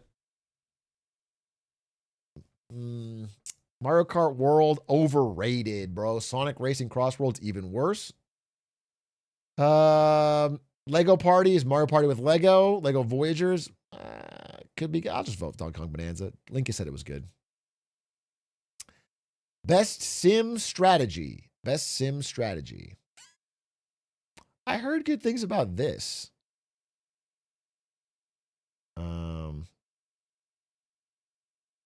So I'll give it a vote. Best Sports Racing. Isn't this kind of fresh? I want to vote this because I heard it's like kind of shaking up the soccer domination that EA has. I think I'll vote for this. I think it's just cool that they did this. I like the innovation. Best multiplayer. I mean, for me, it's Peak, without a doubt. It was really fun. It's like pure friend slop, the best kind. People really like Arc Raiders though, but it probably win anyway, so I'll just vote for Peak.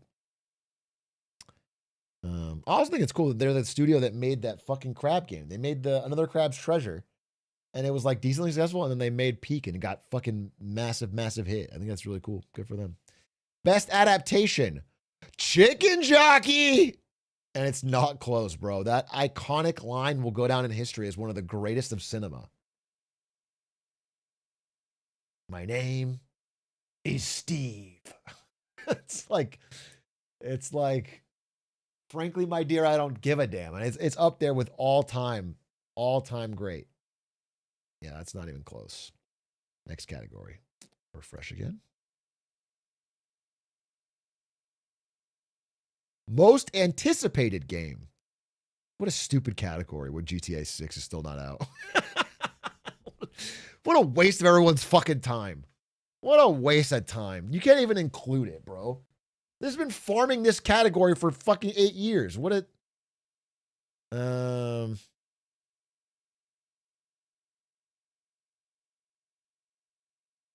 I'll vote this. I'm low-key more excited. Content Creator of the Year. Cadril, Kai, Moist Critical, Sakura Miko, and The Burnt Peanut. Okay. The content creator I watched this year the most was probably Cadril. So I'll vote for Cadril. I think he's done a great job. He's the voice of League. But I also think Charlie's had some great videos this year.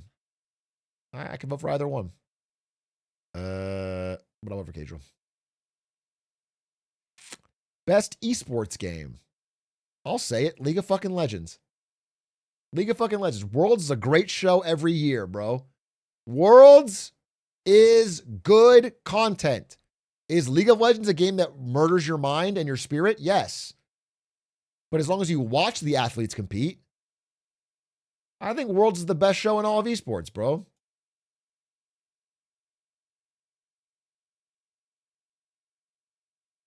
I vote for it. Best esports athlete. Faker's not on here. What a joke. Chovy?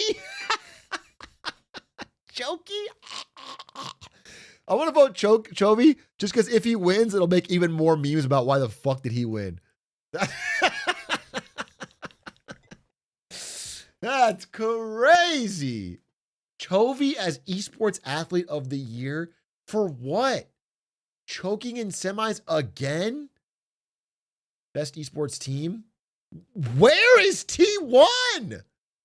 What? This is a joke, dude. Team Liquid PH for Mobile Legends Bang Bang?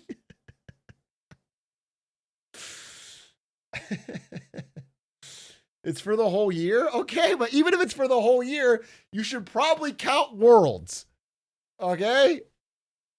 I don't. I can't in good conscience vote for any of these teams because I don't know enough about them. I'll vote for Gen G because I think it's funny. You reached the edge, return home. What was that, the last one, or am I? What the hell, Jeff Keighley? Fix your website.